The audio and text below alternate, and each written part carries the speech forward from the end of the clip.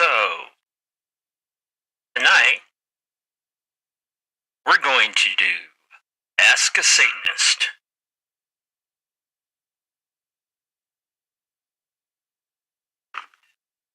I gotta make sure I have something muted first.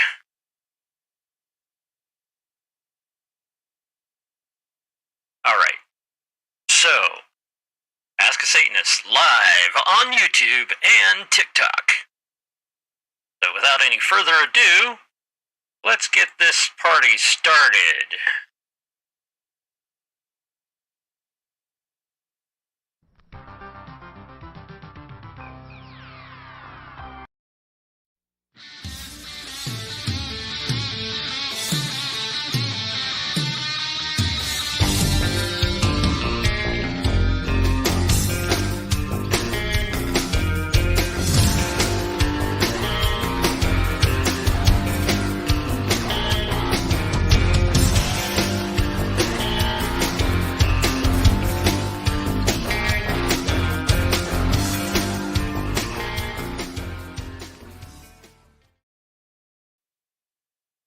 Just gotta get one little thing set up and we'll be ready to go.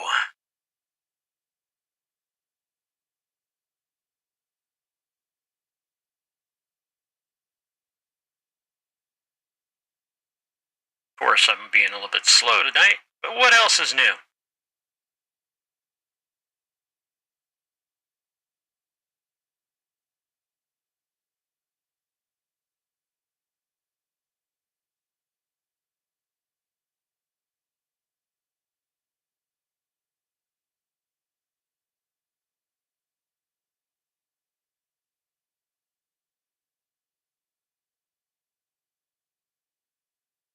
I had this all set up, then I rebooted my computer.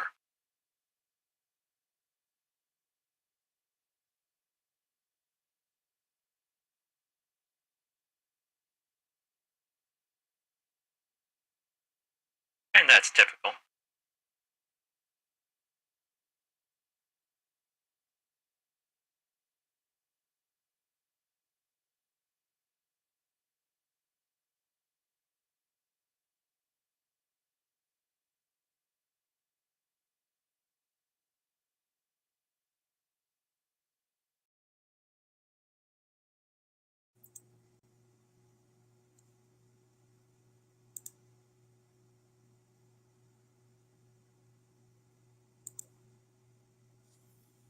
So we're going to get this thing all going here.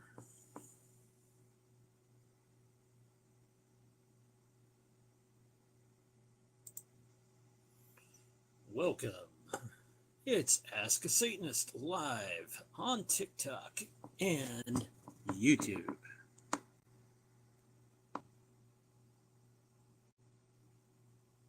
Must be 18 in order to hop in the box, so I hope you're 18. How do I get my camera going here? You got to click on the two little people down there. Oh yeah, there we are, my cute little people thing. How are you tonight? I'm doing well. What you up to? Well, this is an Ask a Satanist live. A what? Ask a Satanist.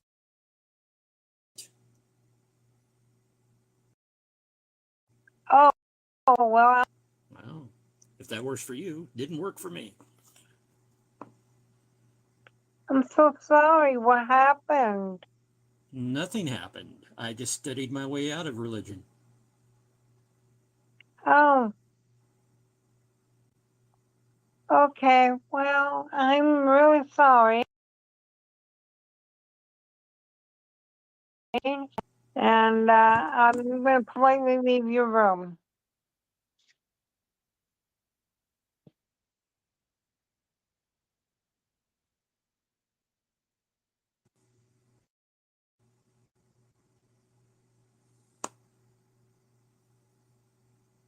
And that happens quite a bit.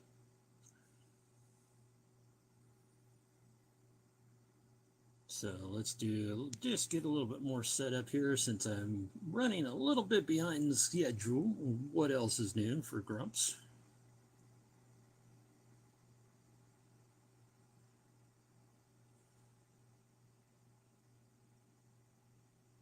Just remember, this is being broadcast live on YouTube and TikTok. So, if you have any questions, I'm willing to answer the questions. I'll do what I can to answer the questions.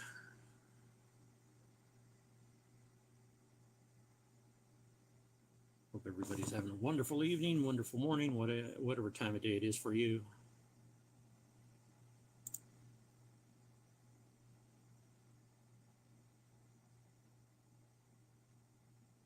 Feel free to ask me any questions on Satanism you wish to. I'll do my best to answer those questions.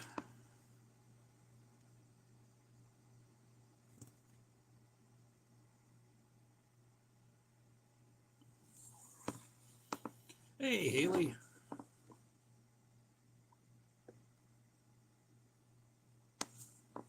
Aha, so we got somebody else joining up here.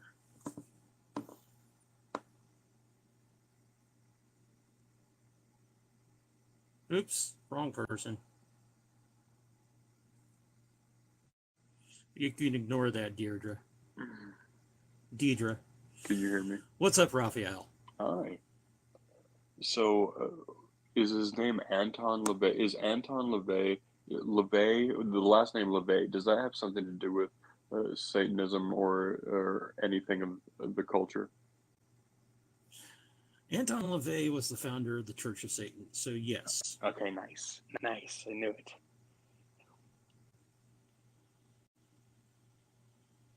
Any other questions? No, I apologize. That was literally it. If anything, have a safe evening. Be safe. Have a good one. Okay. Thank you.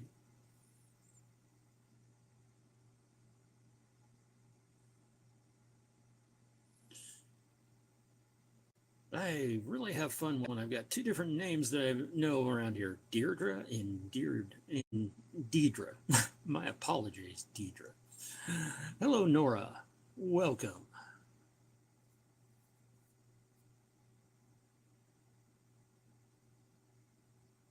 I'm here to answer any questions on Satanism. You want to ask me why I think the Satanic Temple has nothing to do with Satanism? Go right ahead and ask.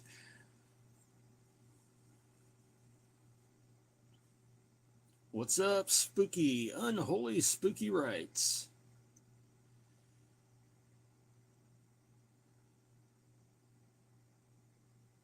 This is what happens when you get flustered because your computer was rebooting 5 minutes before you were supposed to do this. It's an extremely fun time. Oh, where is my little thing here? Oh, there it is. It's below the thing. Yeah, all right.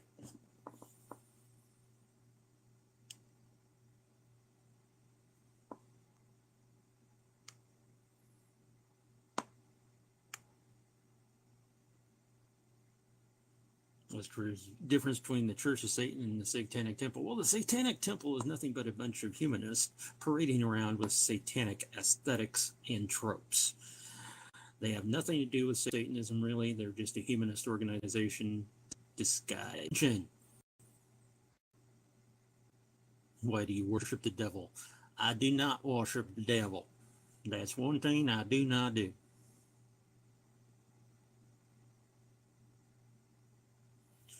Atheist Chico, welcome. Spreading the word. Feel free to share, like. Do all Satanists have beards? No.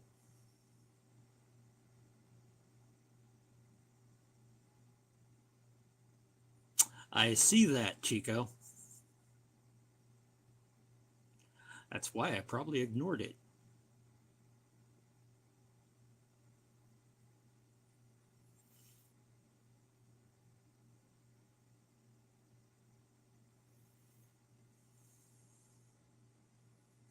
But for the heck of it,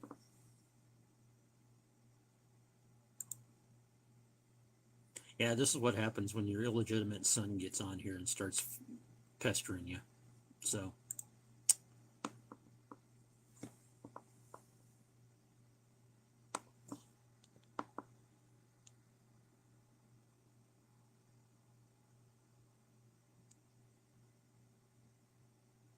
What is life? All right. What is life? Life is what you make of it. Exactly. How are you doing? Doing fine. What's up with you, Fallen Norse? Another day, another day. Yeah. I saw you on another live earlier. Yeah. Thought I'd come hang out. And also Yeah. spread something real Well, quick. Chat is life is only but a journey. Something that is never ending and never beginning. No matter how you treat I always personally think it has a beginning and an ending, but what you make of it is what is important. all I was gonna say is though treat others with respect, no matter what. Only if they deserve it. Yeah, that's fair. Nice headset, by the way. Thank you. Yeah, it's no problem. I actually haven't seen you in a while, so I'm like, All right. So, Silver Knight, 1966. If you have a question, I'm willing to take it.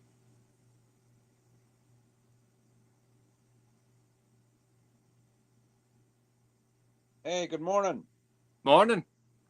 Good evening, good afternoon, whatever time of day it is. Night for me. Hey, when it comes to otters, don't they make good food though? It comes to what? Otters. You're talking about I be have good to the no- otters. It's like if they deserve it. It's like, don't they make good food though? I don't know. I've never had otter. Thank you very much. I've had Neither have rattle. I'm sorry. I've had rattlesnake. Yeah, rattlesnake's good. So, do you have any questions for me, Silver Knight?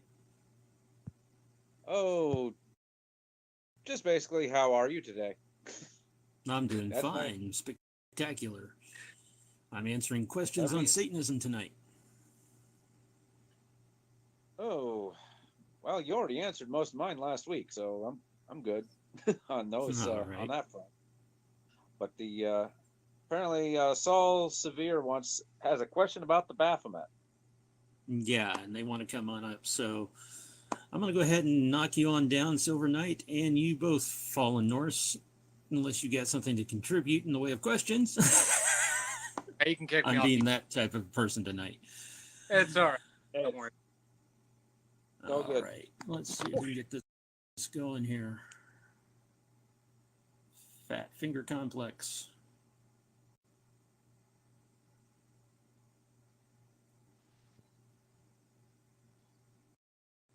How are you, Grumpy Satanist? I'm doing fine, Saul. So what's your question? My question is about the Baphomet. What Yes. does that symbol mean to me, it's the all Satanist community? encompassing duality in the universe. Man, woman, so below. It's just everything unified. A unification of duality in a variety of different ways. I see. I'm familiar with it somewhat. I'm a Theosophist, and Eliphas Levi is the author of that. Yes. So I've been learning more about the Satanist philosophy, perhaps, if you would. And I was curious about some of the symbology and what its significance is. Obviously, the duality. Why is that significant to a Satanist? Because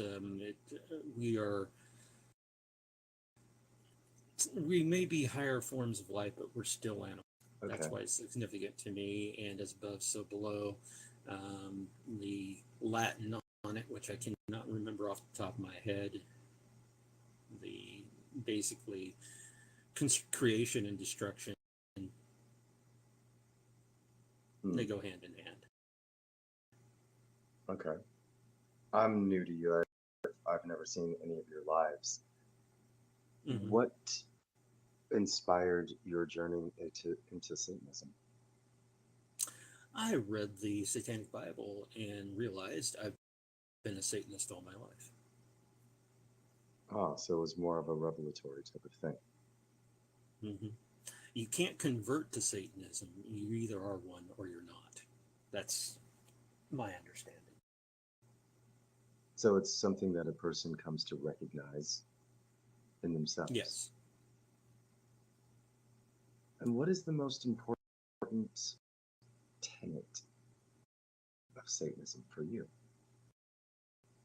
Well, there is no tenets in Satanism. There are 9 satanic statements, there are 11 satanic rules, and 9 satanic sins. Probably the most important one would be, for me, is when in another's lair, show him respect, or else do not go there. And as far as the statements go, Satan represents indulgence instead of outcome in life. That is the basic thing that Satanists are about. Satan represents vital existence instead of spiritual pipe dreams. Satan represents undefiled wisdom instead of hypocritical self-deceit. Satan represents kindness to those who deserve it instead of love wasted on enemies. Yep. Satan represents vengeance instead of turning the teeth. Satan represents responsibility to the responsible instead of concern for psychic vampires. What is a psychic vampire? A psychic vampire is anybody that you're around that seems to draw energy off of you. When you're around certain people, you just feel like they're dragging you down. They're not getting the vibe, and they just people you don't feel comfortable around. I see.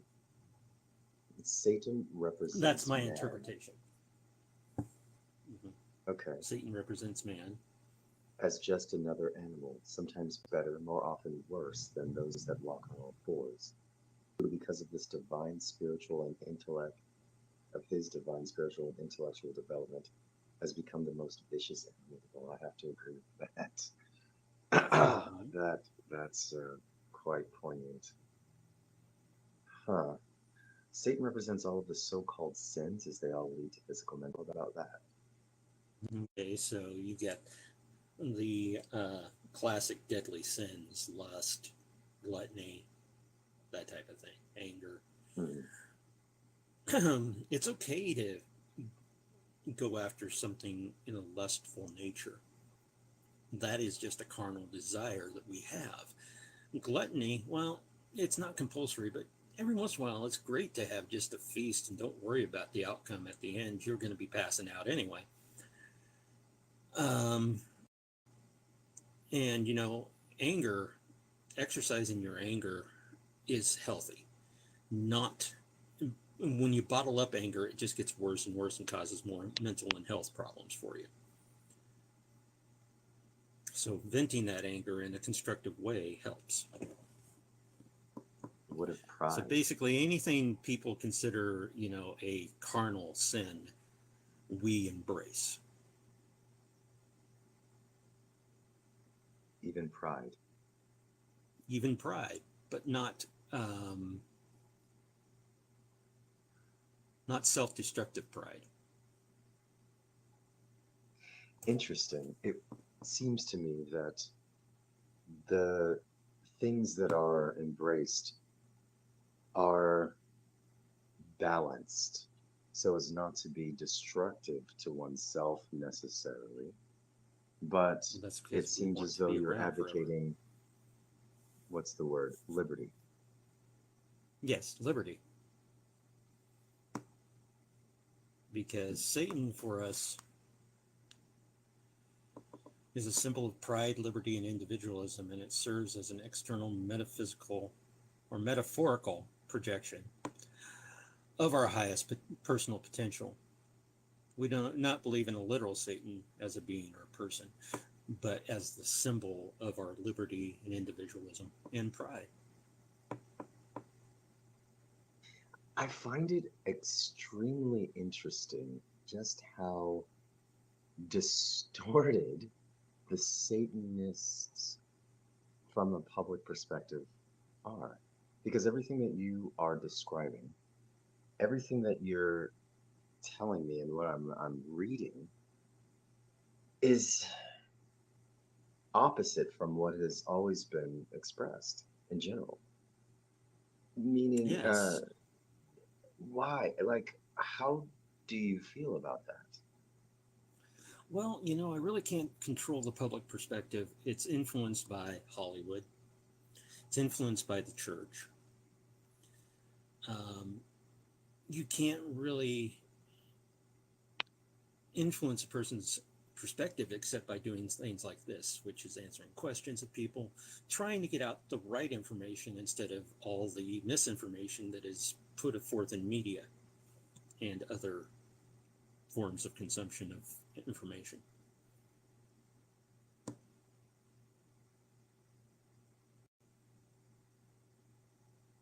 Hmm. I was speaking with Christians recently, and Mm-hmm. today I had a conversation, and in the conversation, generally for me, some context. As a theosophist, I'm not looking to denigrate, attack, fight, or argue with anyone.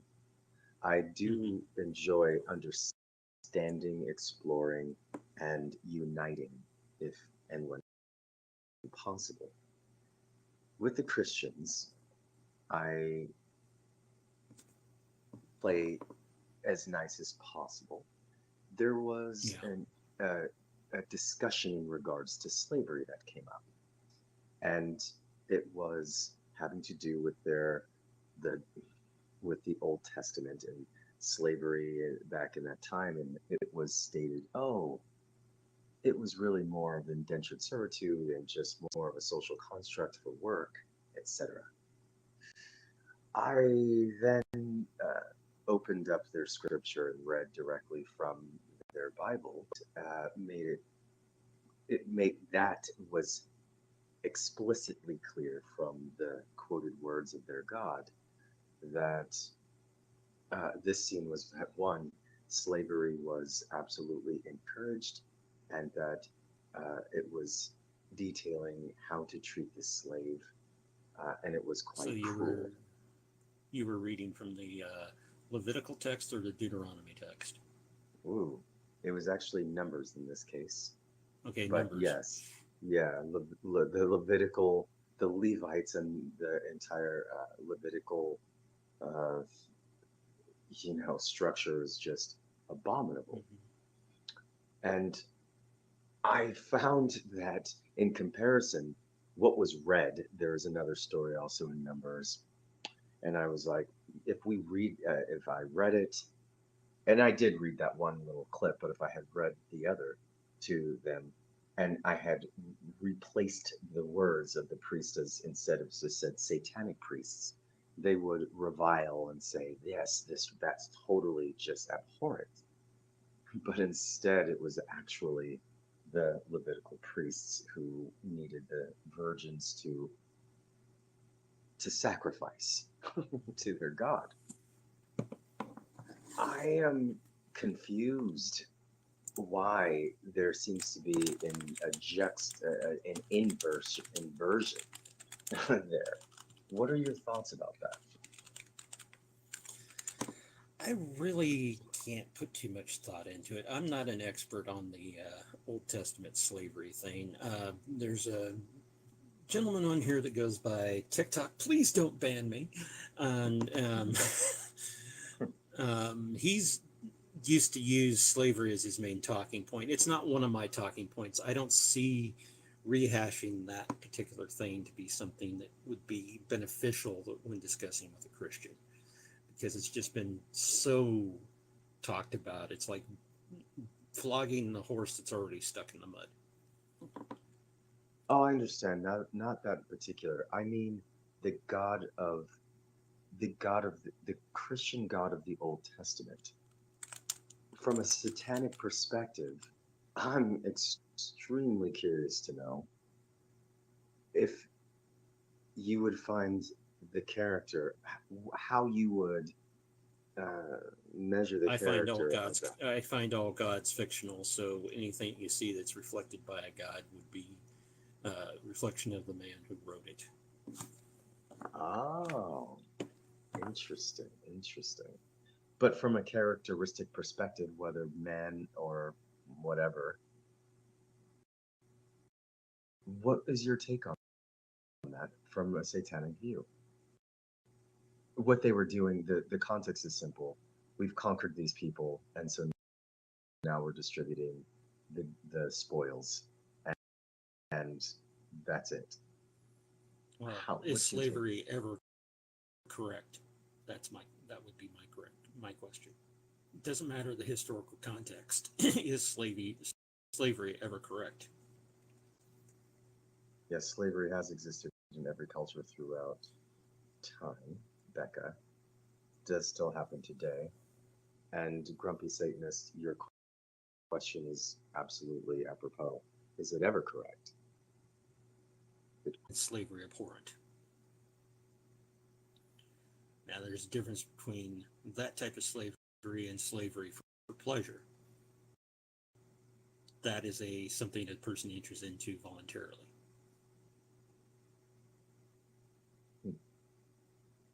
What? I'm just absolutely just baffled that I'm speaking with a Satanist who is clearly stating, well, I find slavery to be abhorrent. I'm not saying that the Christian faith, no. I'm saying that the Christian belief in their God of the Old Testament is one that advocates such a thing. That to me is just absolutely inverted. Very strange to me. It's always been the opposite thought. I was indoctrinated with Christian everything from when I was younger until I became an adult. And so I was always taught that Satanists regard everything evil as something good. But that doesn't seem Is to there be any other thing you'd like to explore? I've got a question on the other streaming service. I appreciate the time. Hey, no problem. Feel free to come back again. I really enjoyed this. Thank you. All right, so I have a question over on the other service, or actually a statement. It says, Native Atheist says, I heard most Satanists are just atheists who parody religion. I don't think that we are parodying religion as much as we are using a philosophy and a way of life as something that we follow. I may be incorrect in that notion, but that's my take on it. There were some other questions here. TikTok. If you have a follow-up on that Native Atheist, I'd be glad to follow that up.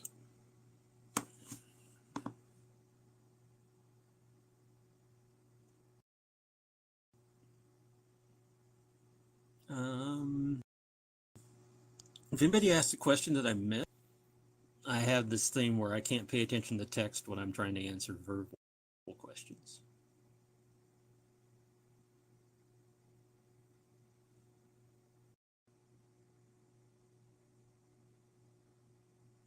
Do you believe in a creator? Danny _AL. No, I don't believe in a creator. We're here because we're here to roll the bones.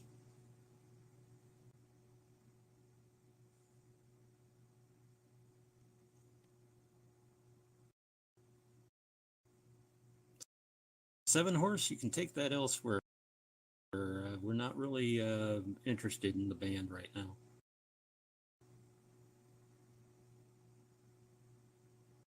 The answer is that I don't really care where we came from. I have no need for a creator.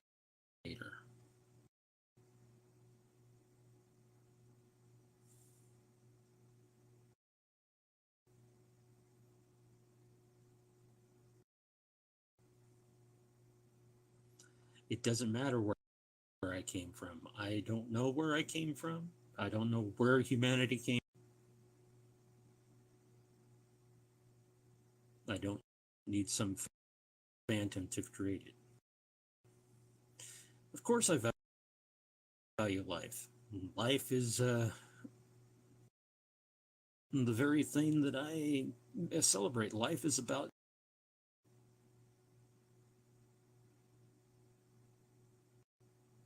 No, I don't have mad coverage, Aunt Jer.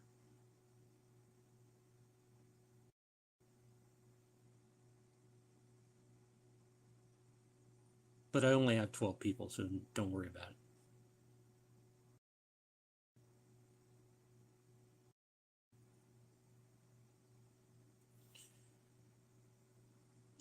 We view Satan as a symbol of pride, liberty, and individualism, and it serves as an external metaphorical projection of our highest personal potential. We do not believe in an actual Satan as an entity or person.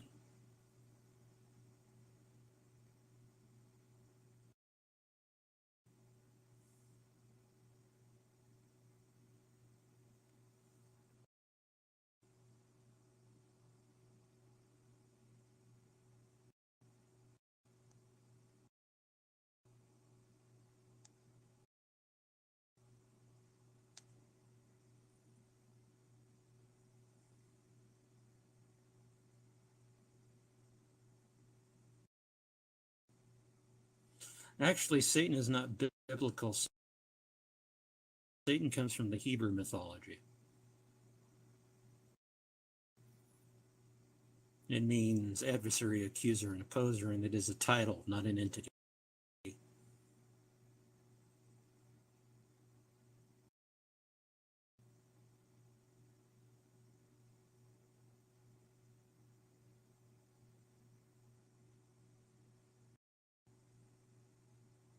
Why the symbology? Those things, that's what we look at it as. Why do we need the symbology? Everybody needs symbology. Not is in the Bible, but it's referring to the Babylonian king. If you look at Isaiah, for that, that would be it would be verse 4 of that same text tells you the context of what the description of Lucifer is.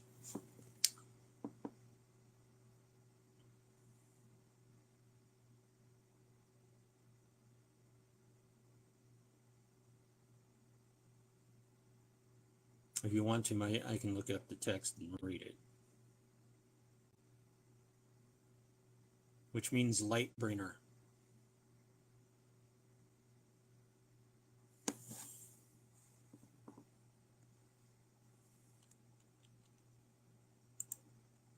Doesn't take me but a moment to look it up.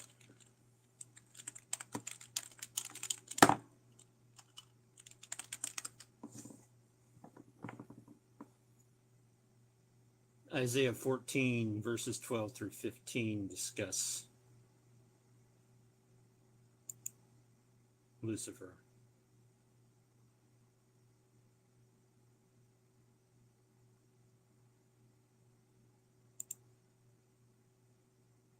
So if we take that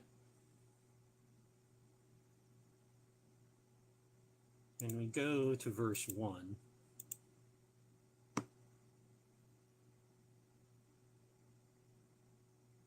Isaiah 14, verse 4.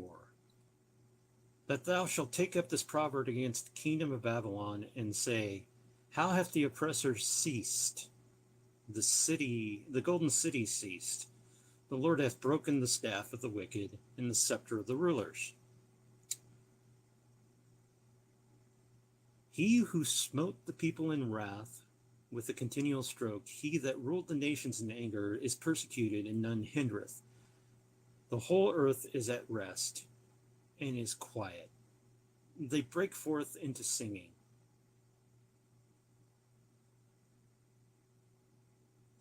Yea, the fir trees rejoice at thee, and the cedars of Lebanon, saying, since thou art laid down, no feller is come up against us. Hell from beneath is moved for thee, and to meet thee in thy coming. It stirreth up the dead of thee, for thee, even all the chief ones of the earth. It has raised up from their thrones of all kings of nations.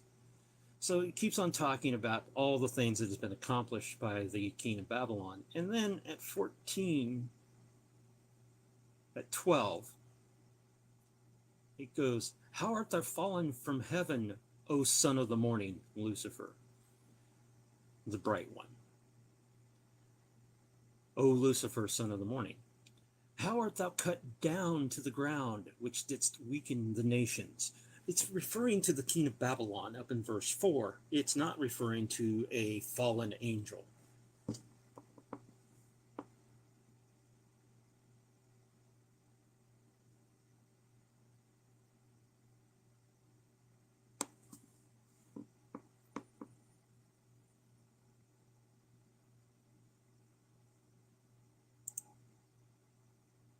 It's always fun when you start looking at it, because Christians are always saying context, context, context. Well, they take that 12 through 14 out of context and say this is the devil, this is the enemy of God being described in the book of Isaiah. No, Becca, I did not see your question. Let me scroll up.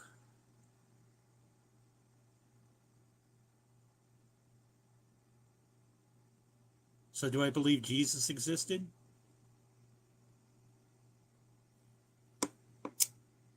As a rabbi, yes.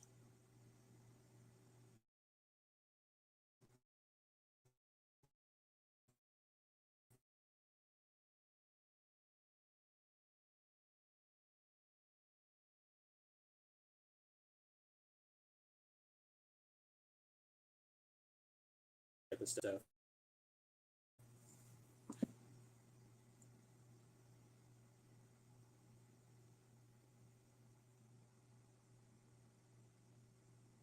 What do I think about Islam? Islam is a descendant of the previous two Abrahamic religions. Satan is not a fallen angel. Satan is a title. Look at the book of Job. Job 1 verse 6 shows Job going amongst the others in heaven, and he's basically God's prosecutor.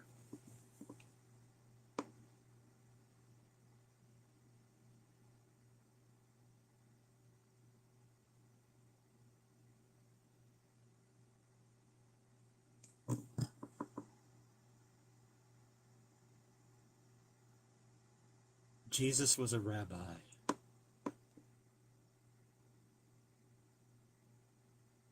Give me the scripture, normal steam.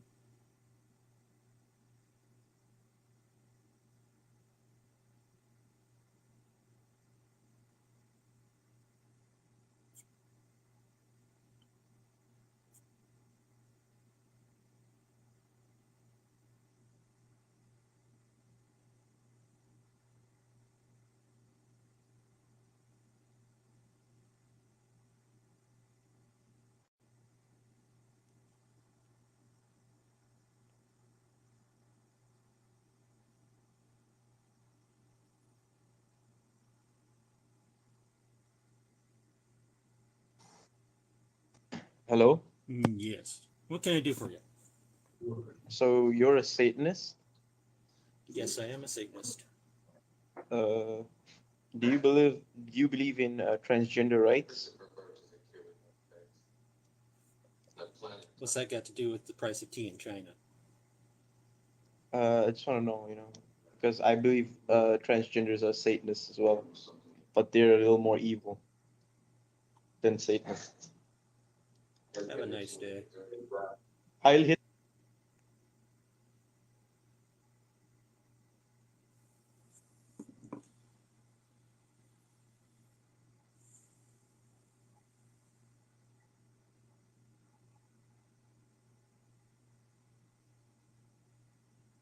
Luke 10:18.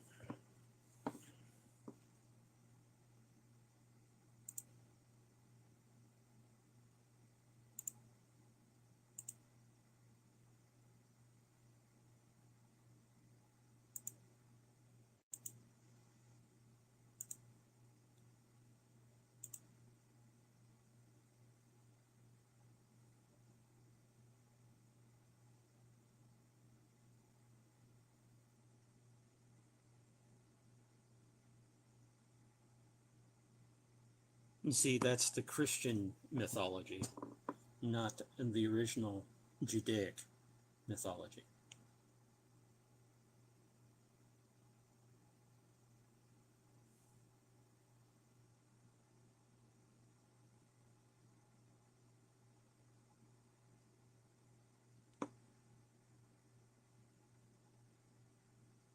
And I would have to read that for the full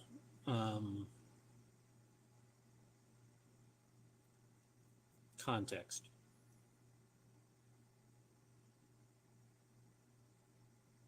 We're talking about Tyr and Sidon.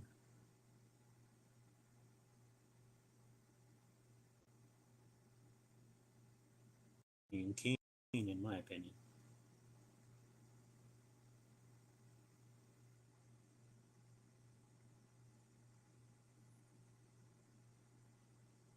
If you have a legitimate question, I'll answer.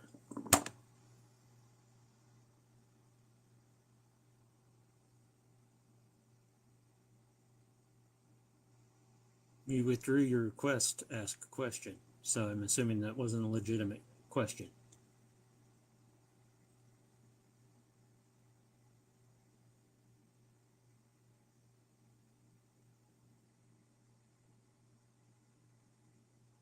Aunt Jer, if you want to come over and handle a few things, that'd be great.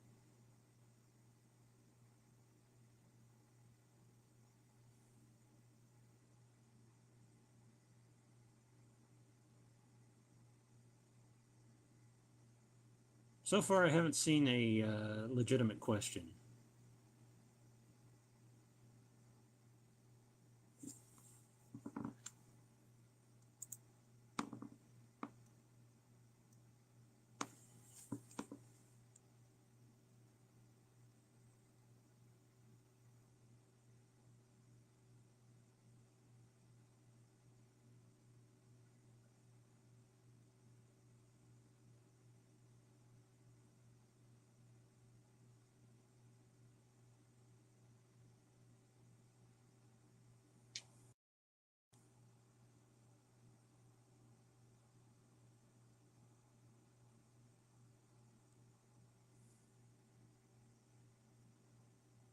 Satanist doesn't believe in God or the devil. Correct? Correct.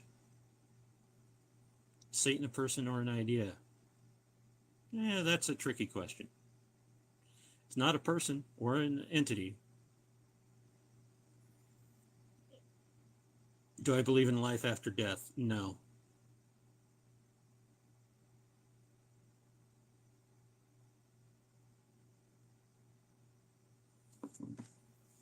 Second Timothy 3:16. The very first book you should read on Satanism is the Satanic Bible. And the second one I can't remember the name of, but it's by can't even remember his name because I don't like him. The third one is Satanic Rituals, which is a follow-up to the Satanic Bible.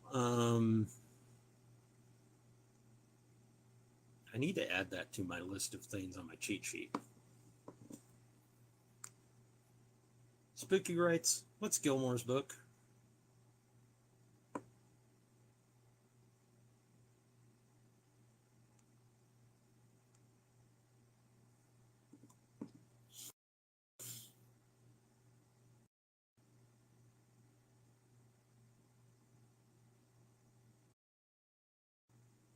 The Satanic Scriptures. Yeah, by Peter H. Gilmore, current head of the Church of Satan.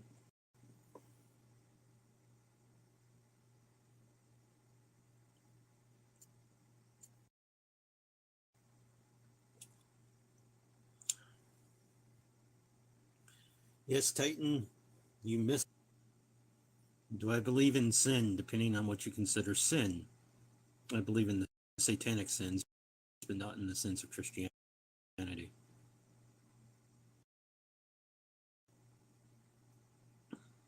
And that is a secret that nobody really knows the answer to.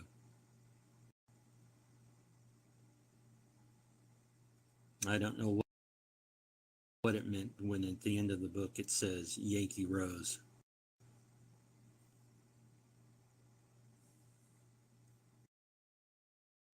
I've not really looked into that one, to be honest. Is it offensive to call Satan a spicy atheist, or does that undermine the tenets? Well, since we don't have tenets, that would be the Satanic Temple. You can call them spicy atheists if you want, but Satanists that are not part of that organization are not really spicy atheists.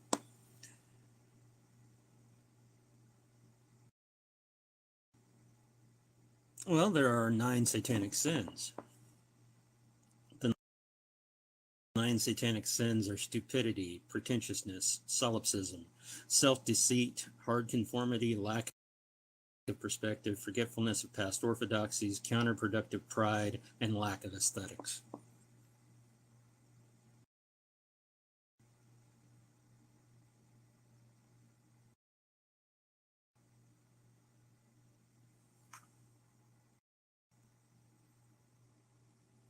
I'm a Satanist is defined by Anton Szandor LaVey when he published the Satanic Bible in 1969.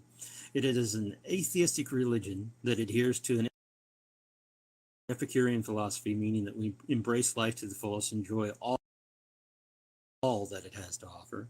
What separates us from a normal atheist is that we don't stop at the answer to the question of God's existence, but have a suggested moral code and way of life. Satan to us is a symbol of pride, liberty, and individualism, and it serves as an external metaphorical projection of our highest personal potential. We do not believe in Satan as a real being or person.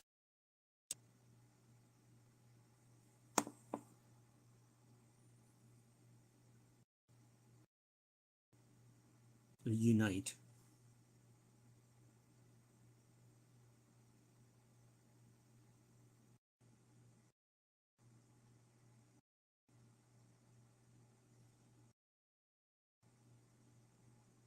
Counterproductive pride is a type of pride that makes things. It's being prideful in a way that's harmful to yourself, such as not accepting pride.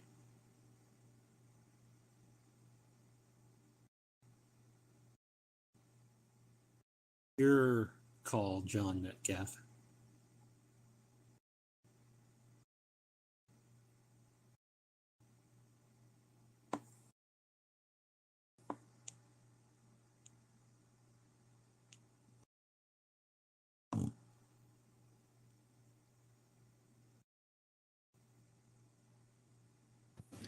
Hello. Hello, you have a question. Yeah.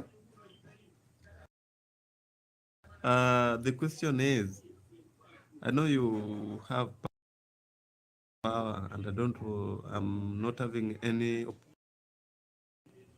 mind to oppose your power. So the question is, if you really have powers that you can see something which is coming next, or after 2 years, or after 5 years, or after maybe 10. You've got me confused with somebody else. I don't. Satanists don't believe in that type of thing. Okay, so I wanted you to confirm the kind of a person whom I will be in the future. Because right now I'm 20, but I know where I don't know where I'm heading to. So I can't confirm that. Like I told you, we're not that type of. That's not the type of thing we do. okay.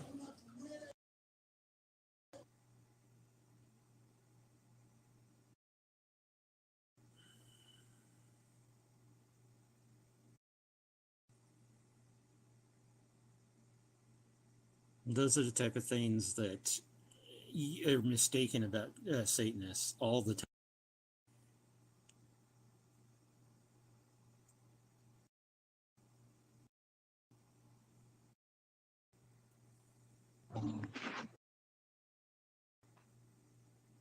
Hello, what can I do for you? Greetings and salutations. How are you doing tonight? I'm doing quite well. For this taste and hallucinations, I prefer the latter myself. Anyway. Sounds good to me. What I would say is that I believe that basically all religions are trying to describe three very essential things, and that is symbiotic, mutualism, and parasitical. And I think that the parasitical side is often described as bad. And the reason why I think people do this is because we got this thing where we kind of copy off of nature. Successful species, they usually follow in those three categories. It's literally almost the perfect description of a parasite. Okay. Now, is a parasite bad though? Because when you look at life in the grand scheme of things, with all these things competing against each other, which one is actually the one that's going to work?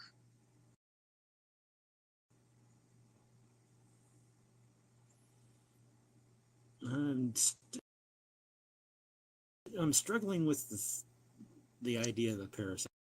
I understand that the fetus is a parasite.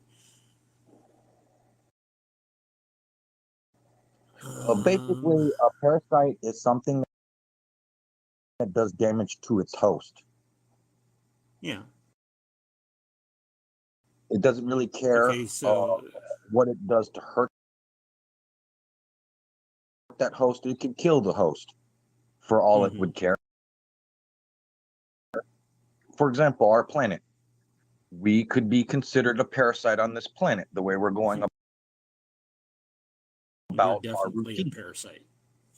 Definitely. Well, see, the thing is that I could say that we're all parasites, but I disagree with that. I think that there's portions of us that are parasitical, and there's portion of us that are trying to be mutualistic and be symbiotic. And I think that there's going to be evolutions that are actually going to be able to be seen. I think they already can be seen, where there's people who have gravitated towards one way and there's people who gravitate towards another. Now, the thing is a parasite bad? In the grand scheme of things, life is life, and life is trying to survive. If it's best for us to be a parasite, and that is going to be the most probable thing to help us survive, is it a bad thing? Because parasites are an amazingly resilient way life goes about things. But so is mutualistic and symbiotic. In the Bible, everything it describes, or not even just the Bible, almost every religion on the planet, when it talks about good, it is talking about say something, right? And they not hurt. Oh, and I agree with the human. You're gonna have to take time. When you go scientific and so on. But I do defend these people, and there's this spaghetti monster up in heaven and so forth and so on, and they're like, you got to do this, you got to do that. When I really think it's not about that, it's about our own survival in the long run. You know what I mean? And here's the thing: is I don't even think that we are the ones that are going to supersede the situation, and I think that we should be happy with that. because there were many things that came before us that lined up the situation for us to be. And we're smart enough and wise enough to know that we're part of this system, and that to some degree, even if we aren't to survive, we should be aware that we could possibly be ushering in the next thing, and even try to make it a little bit easier for it to come in. I fathom that maybe toxic waste is exactly that. Like, we think of it as a bad thing, but if you look at oxygen was a oxygen genocide.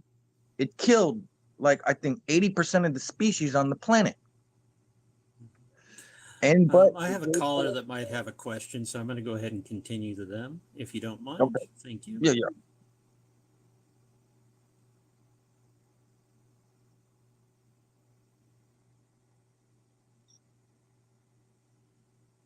Did you have a question? Yes. I know Anton LaVey, as you've mentioned him earlier. He used to undergo these rituals, yeah, with naked women and something like that. What was the purpose of all those rituals? A ritual is a form of theater, and that's all it is. It's to try and, get in touch with something. Get in touch with yourself, get in touch with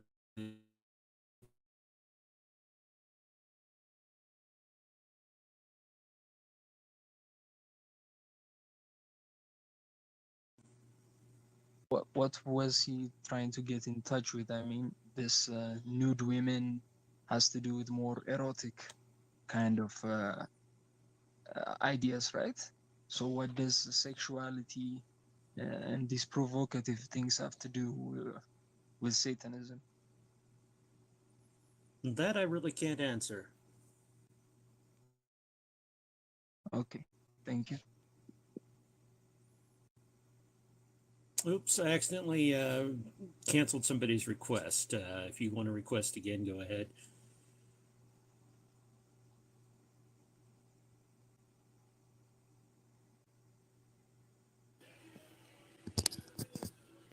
Yes. What can I do for you? Hello, good morning. Good morning. Yeah, I'm Sam from Ghana. Mm-hmm. Uh, so I'm a bit skeptical, I'm curious to know more about spirituality and all that. But Well, then I'm not the wrong person to ask, because I don't believe in spirituality. so what's Satanism about? Tell me, I'm curious. Satanism is about self-empowerment. Okay, I want to know more. Well, I can't tell you anymore without a specific question. Okay, so does it has anything to do with secret societies and all that? No. No. Okay, so is it about love and or there's empowerment? You want to repeat that one more time? I'm sorry. I have a little bit I of a said language barrier here with myself. yeah. Is it about love or just self-empowerment? It's about self-empowerment and self-love. Okay. And anything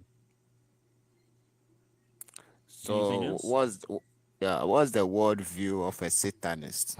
How do you wish the world to be like? The world is however I make it, in my own view. There is no Okay. overarching want of a shape of the world by a Satanist, because Satanism is very individualistic. It's an individual thing. Okay. Okay. So but what goes on within the idea or whatever it is? What goes on within it? I'm curious. I'm not understanding what you're asking. Are you asking What do you which I do? What do you do as a Satanist? What do you do? live the best life I can for myself? It's very individualistic. We don't get together on what we do. Okay. So So I'm going to take the next question. okay. Okay. Thanks. Thanks.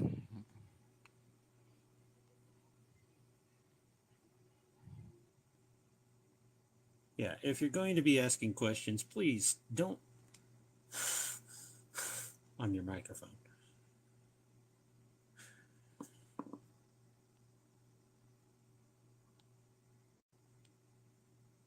Would you say the nature? I'll get to that in a second, Becca. Yes, Jesus the reason, or Jesus Hello? the Son. Good Yes. morning. Good morning. How are you today, sir? I'm doing quite well. What can I do for you? So I heard you saying that Satanism is spirituality, and correct me if No, I'm wrong. Satan. So that, No, yeah, we don't believe in spiritualism. you don't believe in spiritualism. Okay. So I want to know what your beliefs are after life, after death in this world. What is your belief of Me that? personally, I'm going to feed a tree. Feed a tree? I'm sorry, can you be Yeah, like more, can you explain it to me? there is nothing. There is nothing after There this is life. nothing. So you believe So that you came my out of nutrients and nowhere? energy will feed a tree. I don't know where Oh, we you'll came feed from, the and I'm earth. okay with that. You're okay with that? Mm-hmm. Okay, I respect that. The other question that I have is, why do you why do you have that title? Like, why did you choose Satanism as religious, like your name? Why was I that didn't. chosen? Why was that chosen? Because it represents the adversary, the accuser, and the opposer. The opposer. We Okay. oppose, yes, because we're opposed to organized religions. We're opposed to herd conformity. We accuse Okay, sir.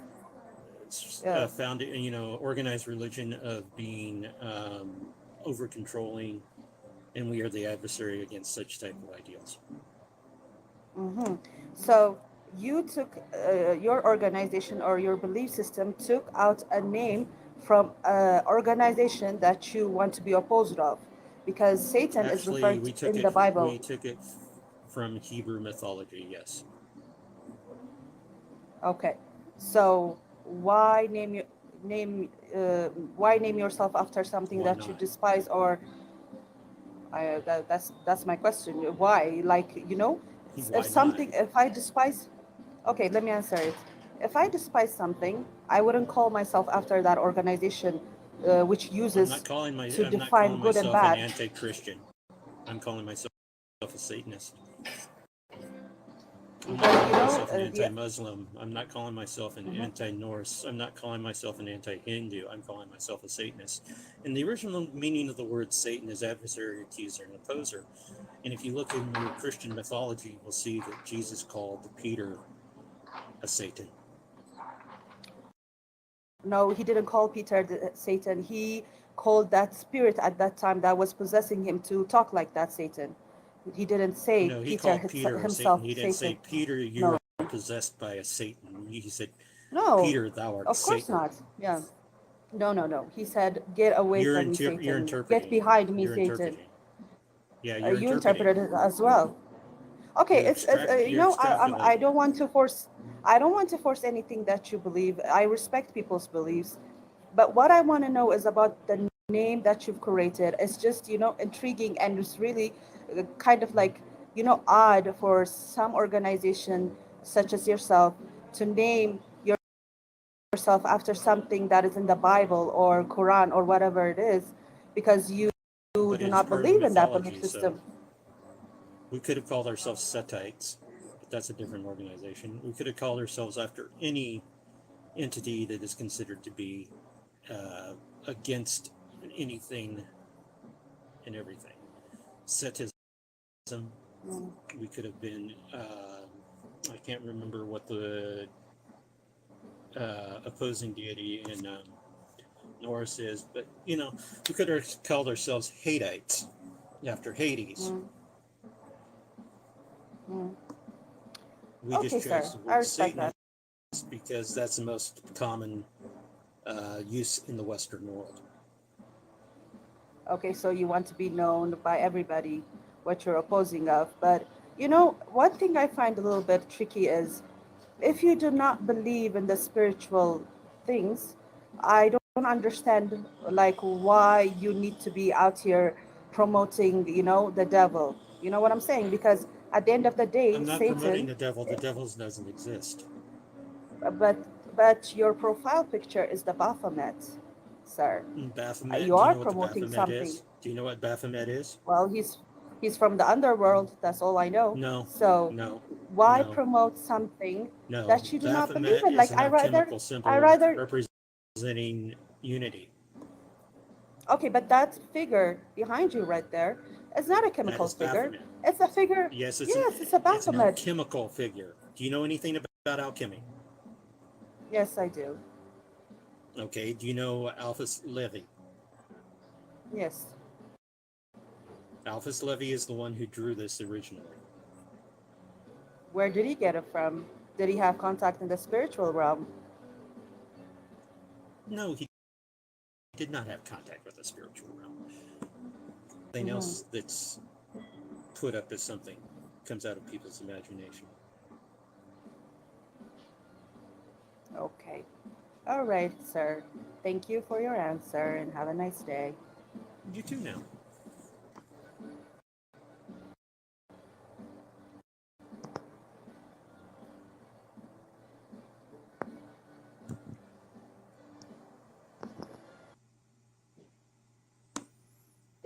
What can I do for you? Hello? Hello?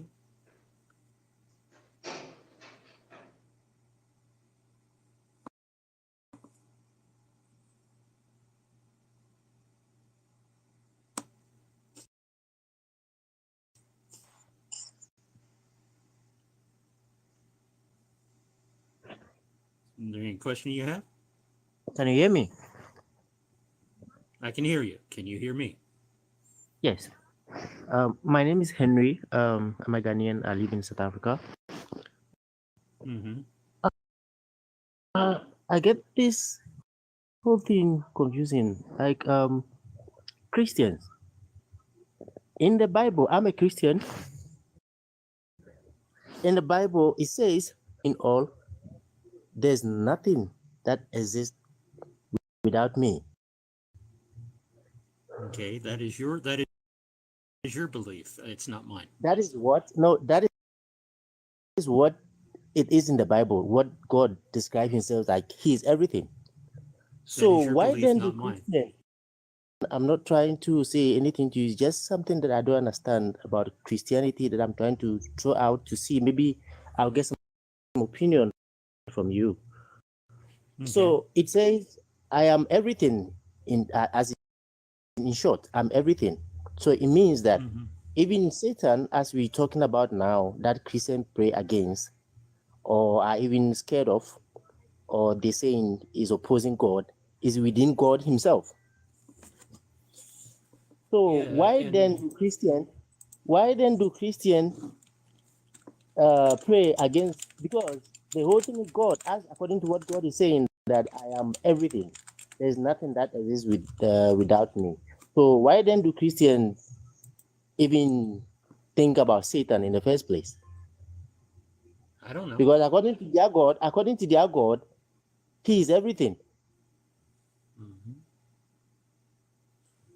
Well, there's this whole little Isaiah 45:7. Okay. Isaiah 45:7.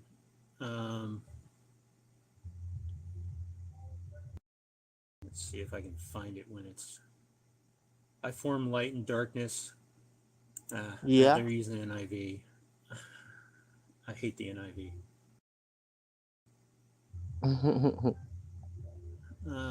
So sometimes I and get things straight because I don't even think there's anything like a Satan they are fighting with. Well, it says in Isaiah 45:7, I form light and create darkness. I make peace and create evil. I, the Lord, do all these things. Yes, it is clear stated in the Bible. So what is Christian fighting about? What do Christians call up? called Satan. I don't Well, I know. don't know. It's like they don't know what they are doing. That's what I want to say. The Christians should read the Bible very well. I'm a Christian, though. My mom is a Christian. My dad is a Christian. And I've been thinking about this. Like, it doesn't make sense to me. Yeah. Okay, thank you very much. I'm enjoying I'm sorry I your... couldn't answer your question. Because it makes no sense to me either. But thank you for joining. Yeah. Thank you too. Bye.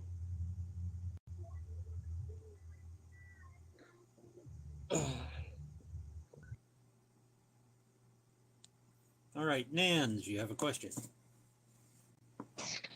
The question, I just came to say what's up. Hey, what's up? All right. Oh man. Having a good morning? Good evening for the most part, yeah. Yeah. People need to do some research, especially these Christians who don't really understand because they don't want to study anything else out of fear. They need to do some research.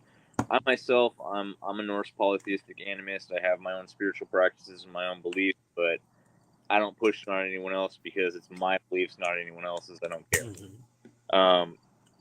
I have friends who are Satanists, belong to the Church of Satan, and from my understanding of what I've researched is that it's more of a political movement. No, that would be the Satanic Temple. Is it the Satanic Temple that is? Yeah, that's a political movement. The Church of Satan is apolitical. What your politics are has nothing to do with being part of the Church of Satan. Gotcha. That's up to each individual in the Church of Satan. I don't represent either one. I'm an independent, unaffiliated Satanist. Nice. I lean more towards LaVeyan Satanism than anything, though. Gotcha. So. Awesome. But do you mind if I go ahead and knock you out of here and take another question?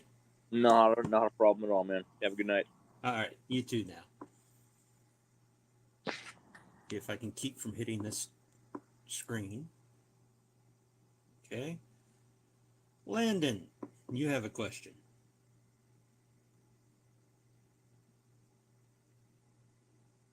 Landon. Yo. You have a question. Yes, what can Satan do for me, personally? I don't know what Satan can do for you because Satan is a non-entity. So he don't grant wishes? No. I am Well, a Satan, but not Satan. No, I ain't talking about you being Satan. I'm just saying, what could I gain from going to the other side, so to speak? I don't know, because you're asking something What that have is non-existent. What have you gained? What have I gained? Well, just from my pure atheist point of view, what I have gained is freedom from fear. I'm sorry. I thought you couldn't be an atheist if you was a Satanist. Or am I incorrect? You're incorrect. I thought you couldn't be an atheist if Satanists, you were a Satanist. All Satanists, true Satanists, are atheists. But all atheists are not Satanists.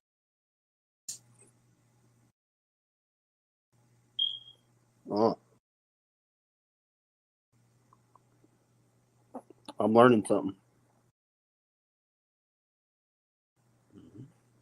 We don't believe in a literal devil, or Satan, or Lucifer, or opposing force. We are the opposing force.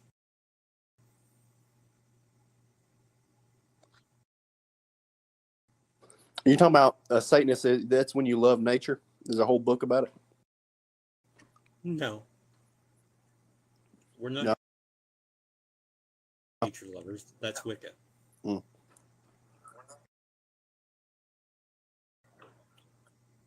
I'm going to get a lot of that's okay.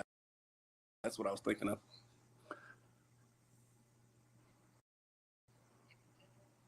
Well, I shouldn't because I'm just learning. Mm-hmm. Any other question? I'm just out here guessing, man. All right. I'm going to take the No. next caller. Thank you.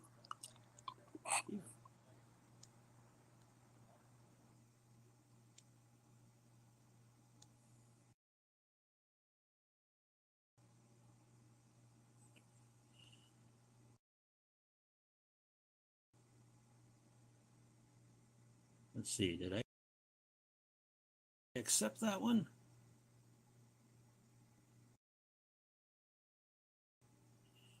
They must have withdrawn before I accepted. Freedom 86.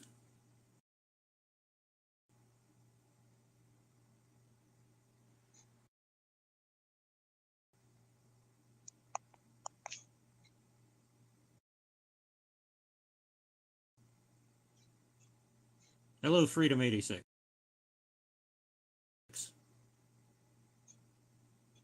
Hello, Grumpy.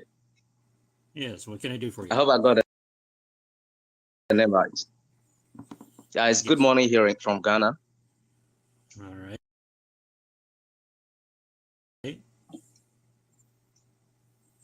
I have Do you have a one question. Okay. Yes, please. Yes. In your earlier submission, you said that the Baphomet picture or drawing, behind you was drawn by a certain man. I forgot the name. You mentioned the name, but I forgot the name. Alphys Levy. In the 19th Okay, century. so the question is, okay.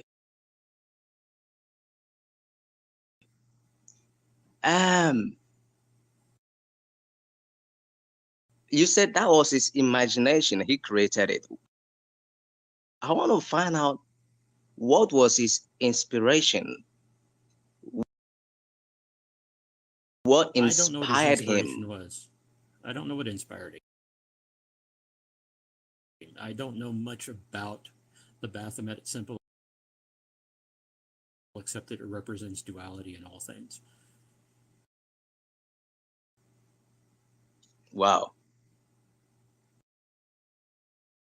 Okay, that's good to know. Have you since you've been practicing this, have you had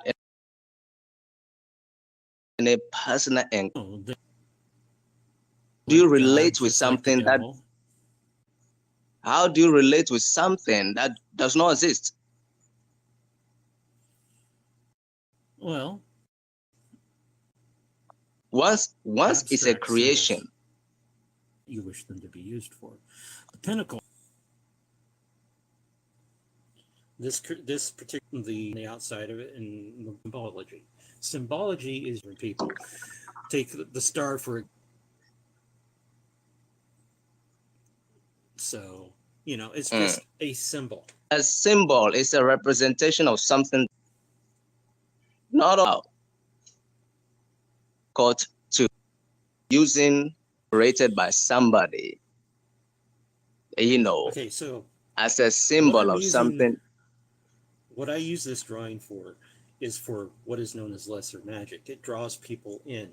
It makes people pay attention to what's going on. It draws people, right? Yes. That's the only thing that I use it for. It doesn't mean anything to me except for the concept. Yeah, so something that draws people. So the point I'm making is something that draws people must exist, right? Because if it doesn't exist, it cannot draw people. No.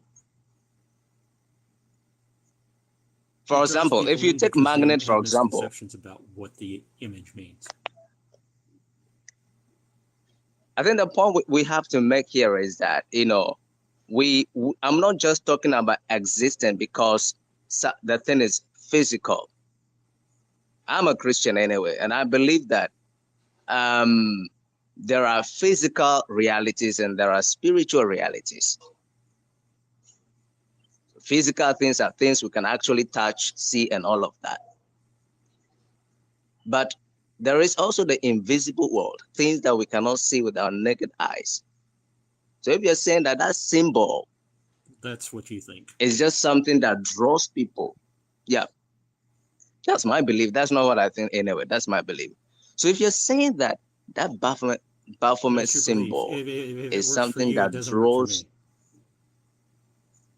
draws people, once it has the ability to draw people, it means that it exists. It's real, right?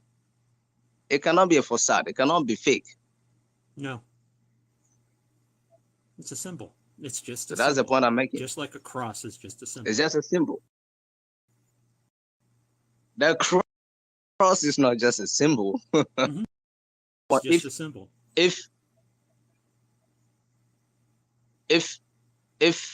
If you have not had any personal encounter, that's your belief. I don't.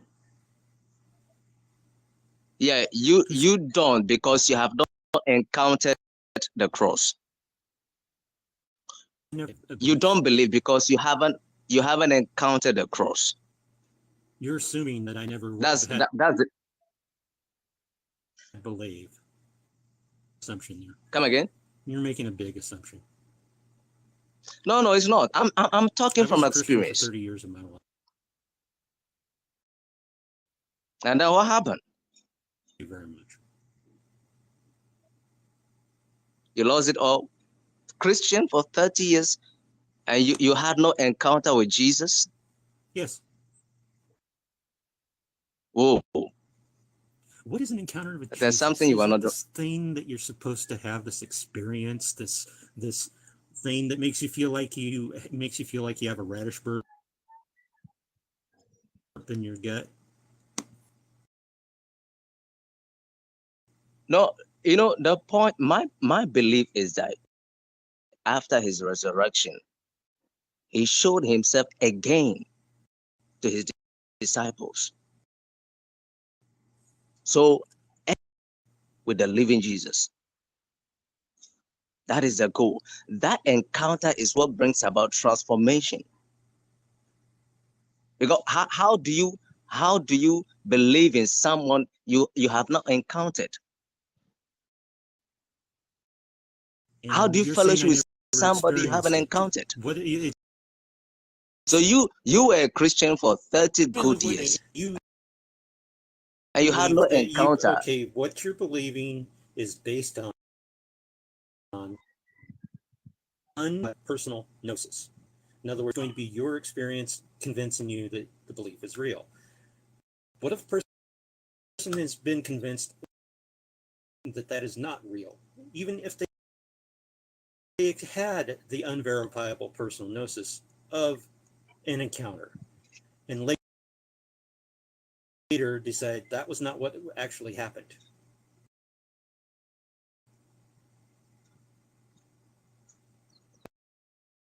Every Christian experience, every believer would have the same encounter. For example, when you talk about the baptism of the Holy Spirit, personal gnosis. That's unverifiable personal gnosis. No, the point I'm making is the baptism of the Holy Spirit. The baptism of the Holy Spirit, for example, it's not different. You the Holy Spirit. So because the outward manifestation is speaking in tongues. The evangelist. Baptism of the Holy Spirit is not speaking in tongues unless if you're talking about the and what the hell you're saying. A tongue is a language that is spoken on earth. It is not a angelic tongue. It is not a artificial tongue. It is a real language. Oh my that goodness. Is what it's referred to in tongues. If you looked at Pentecost, where the baptism of the Spirit caused those to create languages. They had people speaking Phoenician, they had people speaking Egyptian, they had people speaking in Assyrian, they had people speaking in languages of the people around them. Those people could understand them. They were not speaking in Mahai.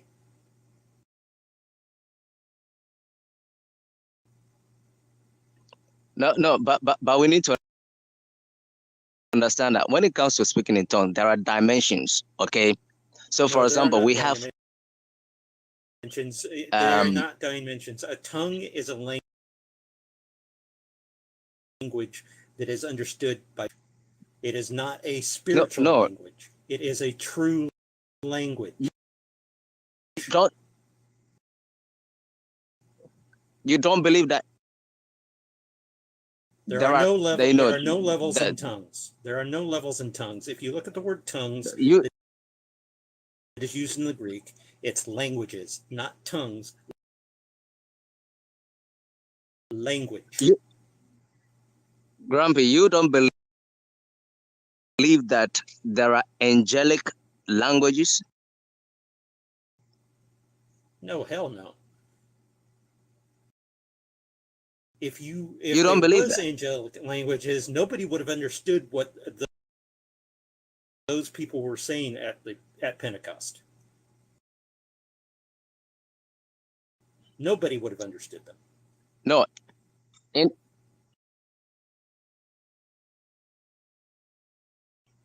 In the upper room. I take it you're Pentecostal. The disciples is only the disciples. Yeah, I'm referring to the Pentecostal experience in the upper room when Jesus asked them to gather. I'm assuming you're Pentecostal that believe in speaking in tongues, probably handling snakes too.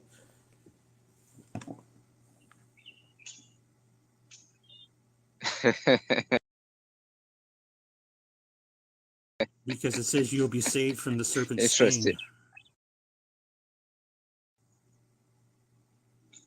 You know, so you see, the point I'm making is that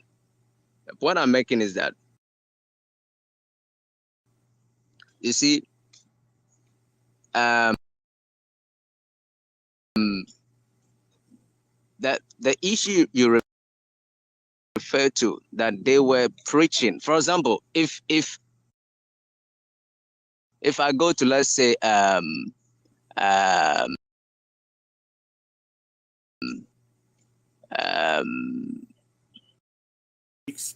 speak the languages you speak, and you're suddenly able to speak that language, then that is a tongue. Yes. But if you go to some place and spouting off random vowel and consonant combinations, that is not an actual language.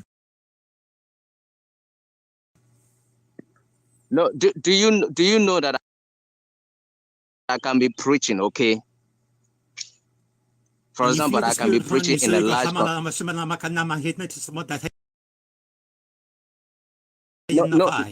No, you wait. Wait. You can okay, I'm done. I'm not going to talk about this anymore because the speaking in tongues refers to speaking in real tongues, not an angelic tongue. If you don't agree with that, I'm sorry. That's a Pentecostal belief that you speak in an angelic tongue.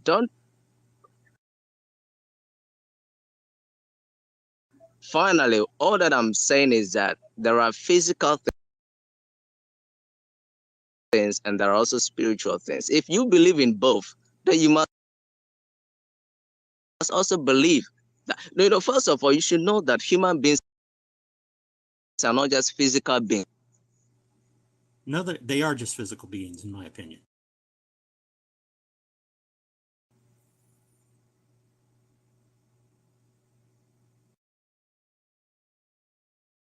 You have one life only.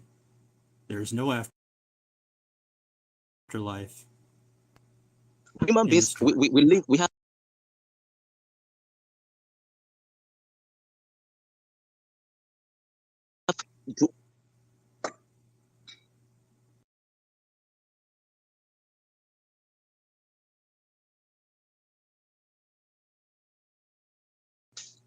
All right, all right, all the best.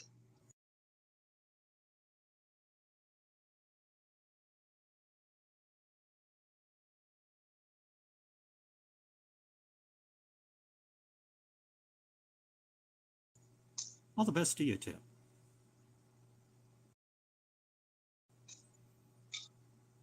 Yeah.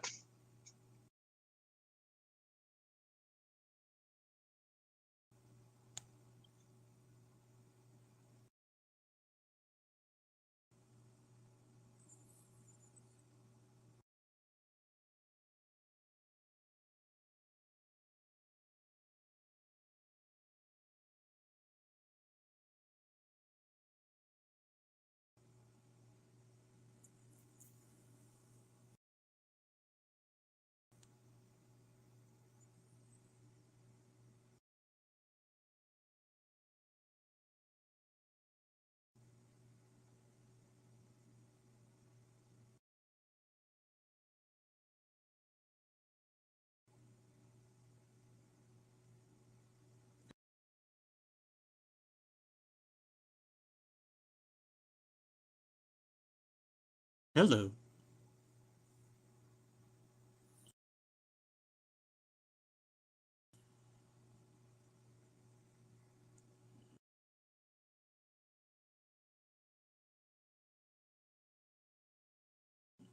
So who's next?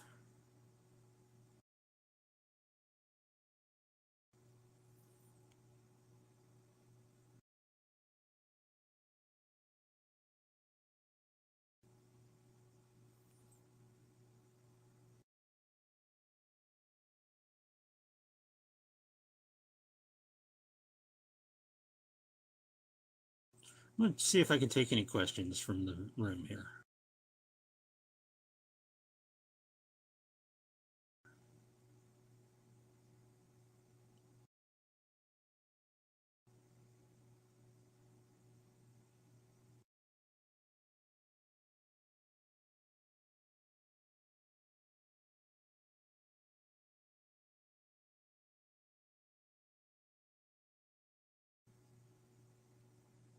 I'm not going to scroll back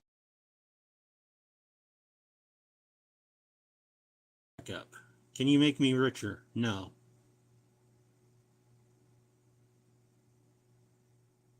I got a question. When a person does a bad thing, we say it's spirit and demons, but if God took what?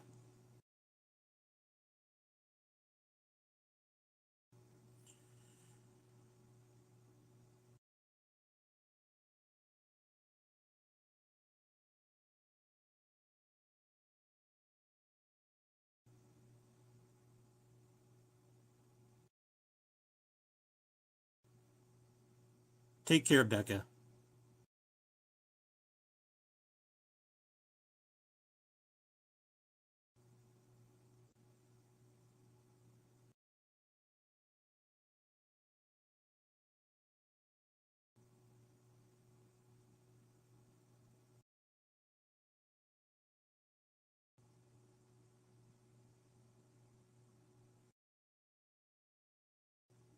Not understanding that question. All right, I'm going to take the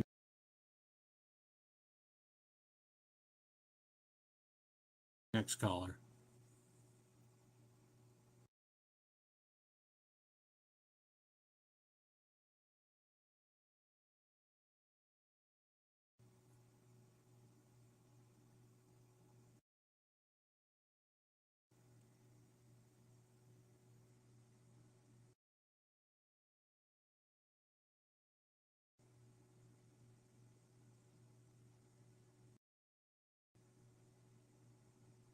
Nothing happens after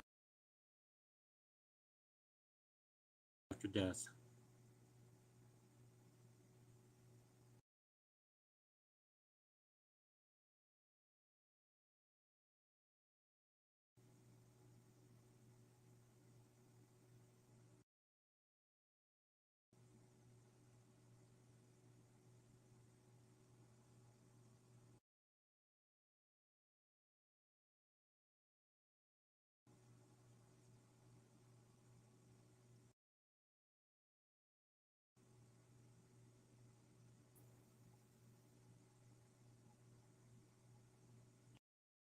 Hello, Marcel.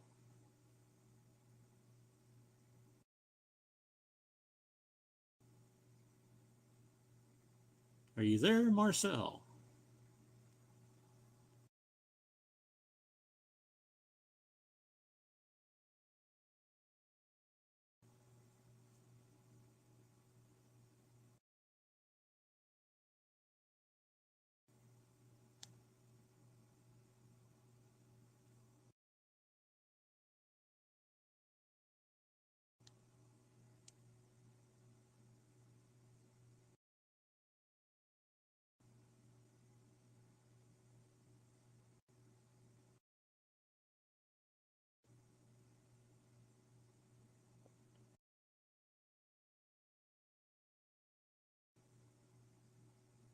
Hello, Zulu Prince.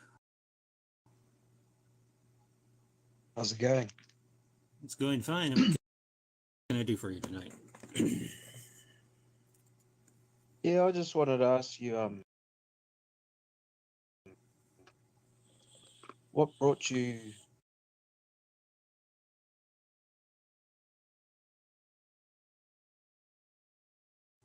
what has brought you to become a Satanist? I've always been a Satanist. When I read the Satanic Bible, it vibed with me, and I figured out that that's what I've been all my life. Right. So are you part of the Church of Satan? I am unaffiliated with any organization. Right. Right. So is the Satanic Bible? Who wrote that? Sorry. Anton Zandor LaVey.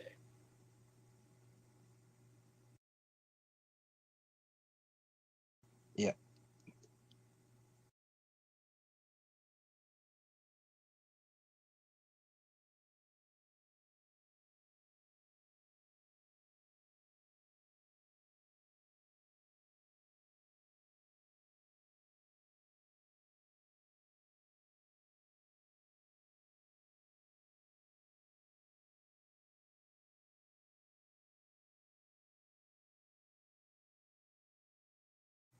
Well, there's no prophet, really. The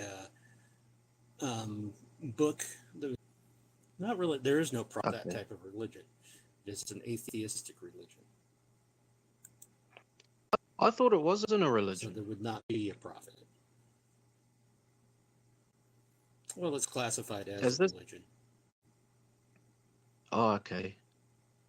I'm It's an sure atheistic last religion. time I was reading about it in the past few years, it wasn't classed as a religion. Well, it's been recognized by the United States Army as a religion. Yeah. Well, I've always had good It's been talks recognized by with them since the all you. 70s. So, I've always had good talks with all you Satanists. You don't seem like what they paint you out to be. But to be honest, it still freaks me the fuck out yeah. as a Christian. I That's wouldn't quite go all right. near it. You can be freaked out by us. I think that's part of the reason why Anton called it Satanism. Oh yeah, He wanted shock to freak value. people out. Yeah, yeah. It just doesn't seem right for me to even like read the book, even though I'm so intrigued by it. What? You won't know till you pick it up and read it now. Yeah, but if I have your word that it's no creepy stuff, I will read it. Well, it all depends on what you call creepy. Some of the stuff might be shocking to you in the way it's worded, because it is very blunt. I don't have mine anywhere near me, and I should when I do these. And I could give you an example of some of the stuff that would be very blunt in it. Yeah. But it's like, we don't turn the other cheek. We respond threefold, yea, tenfold, yea, 1,000-fold. Really? So if someone came up to you right Mhm. now and slapped you in the face, what would you do? Well, they initiated it, therefore I finish it. Really? Mm-hmm. Wow. We don't turn the Well, other I'm a cheek unless you Christian. hit me twice. You hit me twice, that's just being Yeah. stupid. Well, I'm a Christian, Oh, and I but I can turned the admit other cheek, now I can beat the that, crap out of that, you. that I'm a Christian, and I can admit that I do the same thing. Nobody's perfect. Yeah. Is there any other question I can help you with? I've got about No, no, that was it. That was it. Thanks, 6 other and people it in was the good queue. talking to you. It was good talking to you, All and you right. have a good I day. do this every Saturday night, so you too. So we're gonna see if Moses is around still.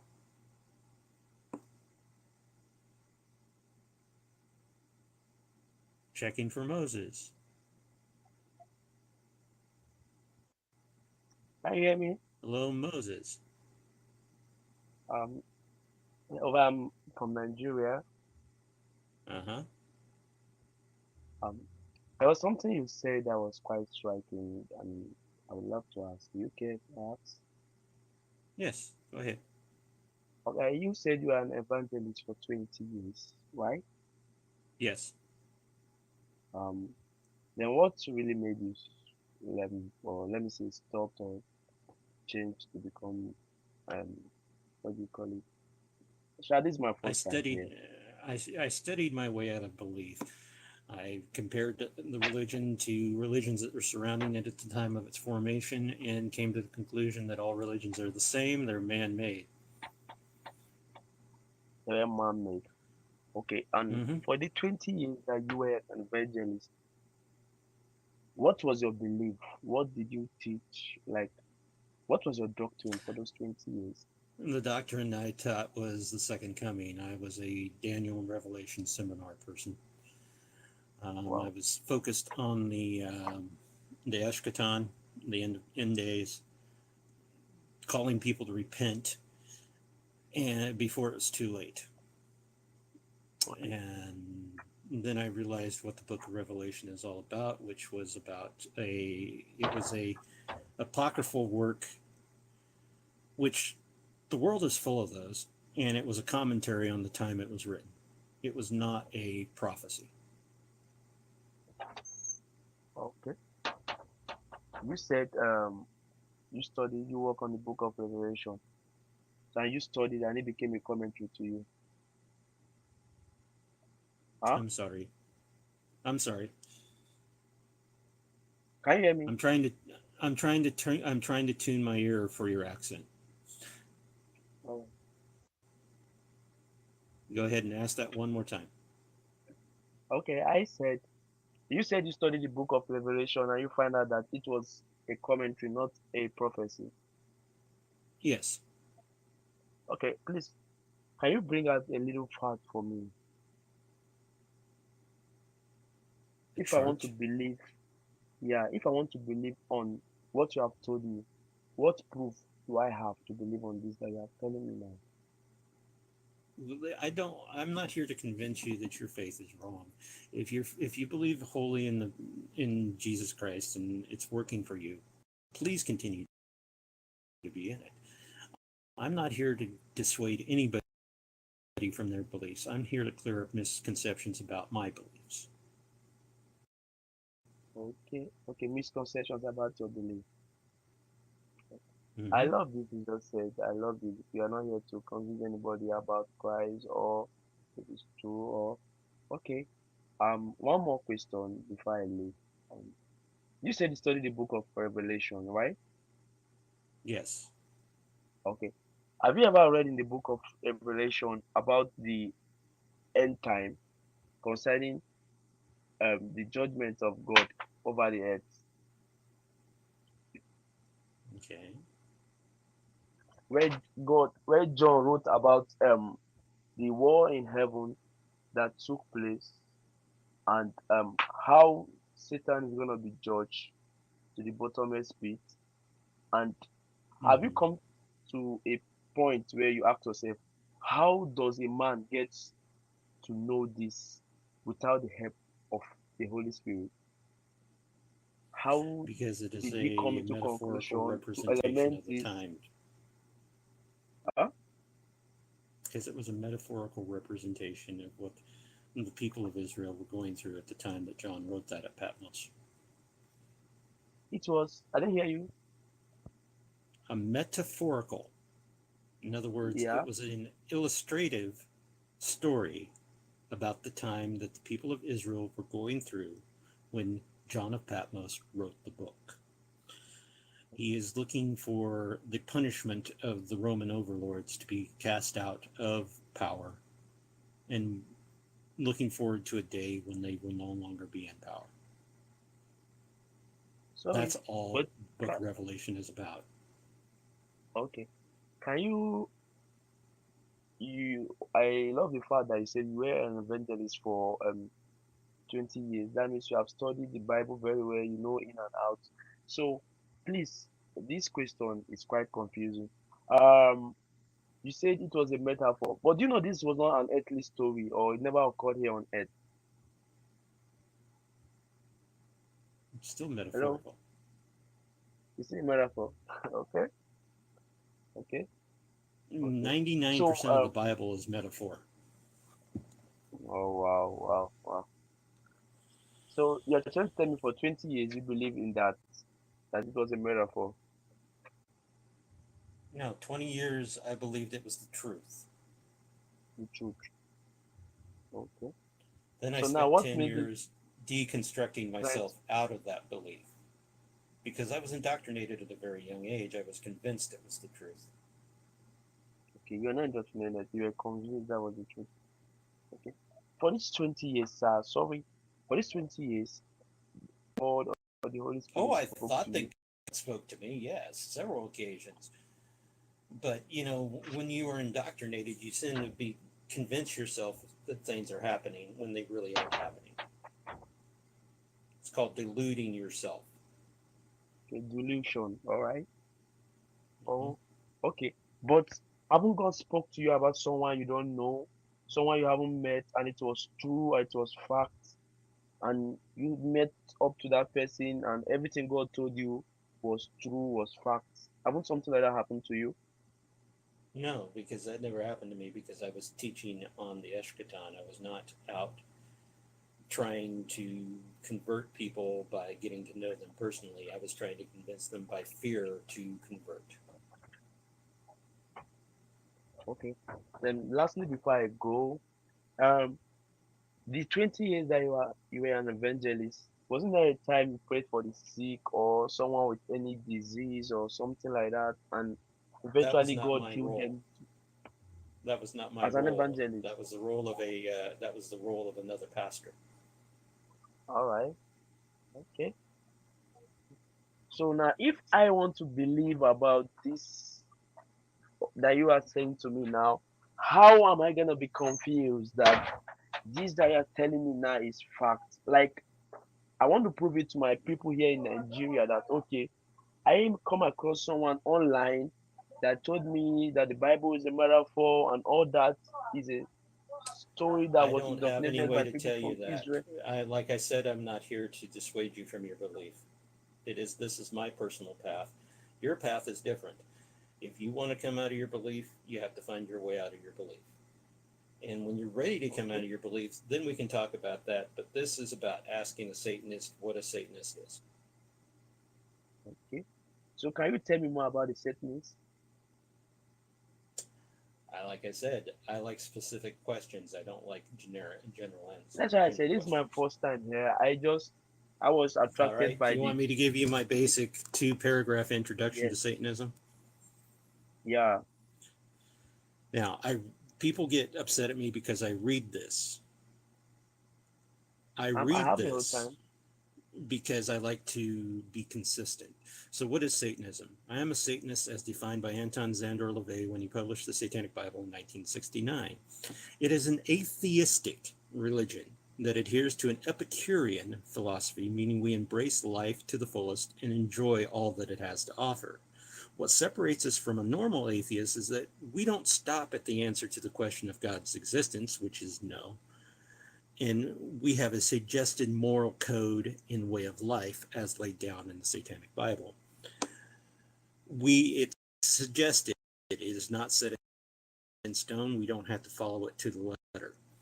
What Satan is to a Satanist? Satan to us is a symbol of pride, liberty, and individualism, and it serves as an external, metaphorical projection of our highest personal potential. In other words, what we can become. We do not believe in Satan as a being or person.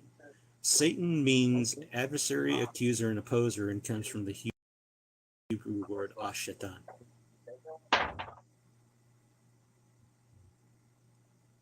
Mm-hmm. Okay. So that's the Okay. basic outline. Okay. It was nice meeting you. I'll come up with help. I'll find more about you. Try to relate to your.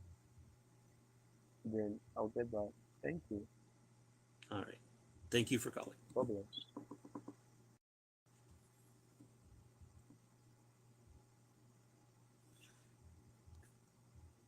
All right. Wow, this is pretty good tonight. I'm going to take one more question here, then I'm going to look at the chat for questions. That is, if this person's still around. Hello. Hello, David. How you doing? What can I do for you? I have a few questions that I'll try and be as quick as possible with, if that's okay. That's quite all right. So you're a Satanist. Do you believe in anything supernatural? No. Okay. Like anything paranormal, ghosts, telepathy, Some anything people like that? say I believe in chalkboard ghosts, but that's an inside joke. Oh, okay. All right, cool. So did you grow up religious, or did you convert Yes. for any spiritual reasons? I grew up in a evangelical church. Oh, okay, cool. So did you ever do things like speaking in tongues or praying No. on laying on hands? Okay, cool. Laying on How hands, long? yes, but How long have you been? When did you start to doubt your Christian faith?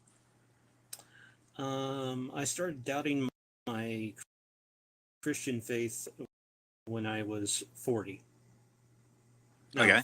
When did you go from Christianity to like a agnostic atheism and then to Satanism, or did you go straight from Christianity to Satanism? I went down quite a few different paths. The last one before I became an atheist was Omnist. Okay. I don't even know what that is. Omnist is every religion in the world has a slither of truth, but not the whole truth. Yeah, like the like everyone touching a different part of an elephant. Yeah. And then about 5 years ago, I got to the point where I was agnostic, became pure atheist. And then a year after that, I started looking into different things because I was like, this is all well and good. People are asking me where my source of morality is. Somebody said, hey, read the Satanic Bible. And I'm like, hey, this is kind of cool. I guess I'm a Satanist. I always have been. It vibes with me. I live this way already, and I believe in the morality found within the philosophy. Interesting. Are there any other moral philosophies that you resonate with? But Satanism seems to be more my thing because I'm kind of anti-establishment. Oh, okay, cool. It's interesting. So the reason I jumped on here is is a reason, and that was because I actually have a YouTube channel myself, where I talk about religion, philosophy, and science. I'm actually a former youth pastor. I did speak in tongues. I'm now no longer a believer. I'm an agnostic atheist. But I have a YouTube channel where I talk to people about religion, philosophy, and science. So I interview Hare Krishnas, atheists. I've interviewed like Shannon Q, Thomas Westbrook. I don't know if you're Holy Kool-Aid. I don't know if you Dr. Josh. I don't know if you know Dr. Josh. Do I know Dr. Josh? I am Grumpy Old Cuss. Okay. And awesome. I'm connected. Oh, wow. Awesome. That's awesome. I'm one of their moderators, and I also run the Discord server. You're part of Tang? I'm not officially part of Tang. I'm just I'm the guy who runs the Discord server and is been moderating since they were tart. Okay. Okay, well, that is badass. I'm actually Jenna and Oz invited me on a few weeks ago. We still haven't set up a show or anything, but how funny. That's really interesting. I saw Aunt Jer was in here earlier, and I was like, oh hey. But the reason I wanted to hop on is because your story seems really interesting, and I was wondering if you'd do me the honors of coming on to my show. I'll try. Okay. I can choose as their advert of Satanism and your journey, because it sounds pretty interesting. We're on the same time frame of when I'm awake. Oh, where are you? I'm in the middle of the United States, but I'm a night person. Okay. Yeah, cool. All right, so, sweet. So like my best friend right now, it's 4:56 p.m. on a Sunday for them. Okay. Yeah, so right now it's 4:56 p.m. for me. Yeah. Yeah, so I'm in you're Brisbane. around in I was going to say you're somewhere around New South Wales. Yeah, a bit further up, but similar time zone. I don't know if we're in same daylight savings yet. time zone. So yeah, but anyway, I'd be interested. Okay, cool. Is there a way I can contact you to go over the details or set up a time? Have you joined the Discord server yet? Yeah, I'm part of the Discord server. Yeah. Are you part of the Tang server yet? Yeah. Okay, I'm the head honcho over there. You can just Okay. DM me. All right, sounds good. I'll do that. But it's really nice meeting you and talking to you. Someone asked a question just before. I'll jump off so you can talk to other people. But someone asked a question before if when I spoke in tongues, I really believed I was speaking in tongues. Yeah, 100%. I really believed that what I was doing was I felt this huge sensation through my body. I felt the power of what I would call the Holy Ghost at the time. But now I'm just not convinced by that evidence because I know that other religions have similar evidences. So, but yeah. All right. Well, hopefully we can get you on Deep Drinks, but if not, I'll let you go anyway, and I'll talk to you on Discord. Great to see you. Nice to meet you, David. All right. See you, mate. All right. So next 5 questions in the chat, I will try to answer.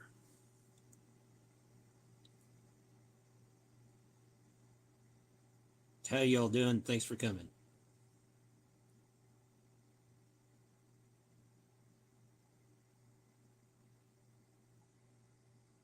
Jesus loves you. How can a rabbi love me that no longer exists? Why do you have to pay to join Satanism? Same reason why you have to pay tithes when you're a Christian.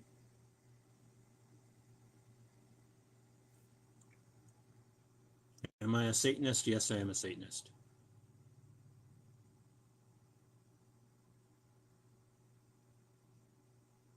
You can't sell your soul.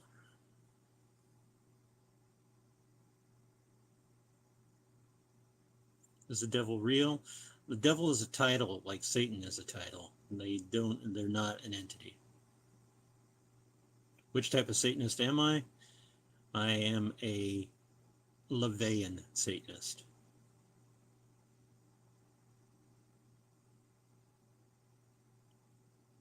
Is there a Satanist church? There is the Satanic Church, but it's not the.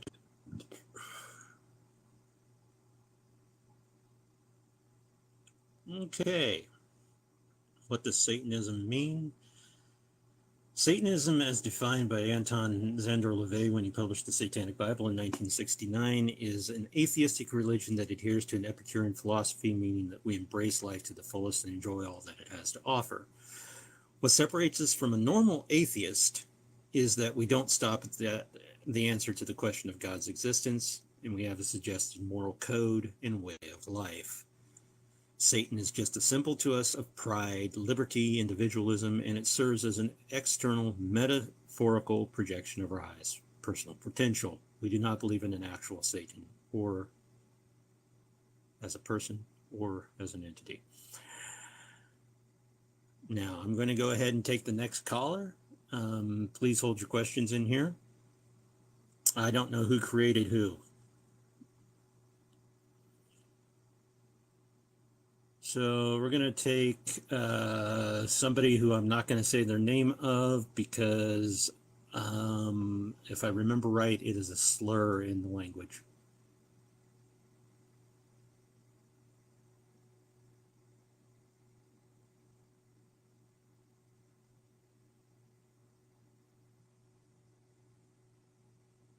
Give them a couple of seconds, see if they're going to join. All right, Ego Shiwa.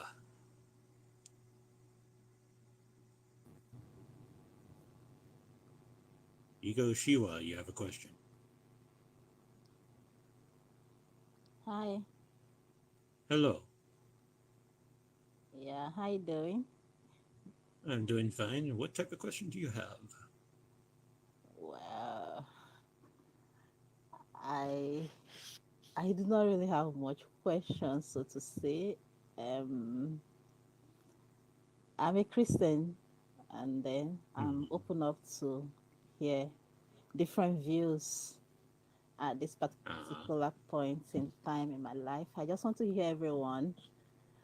I consider myself to be a perfectionist, so to say.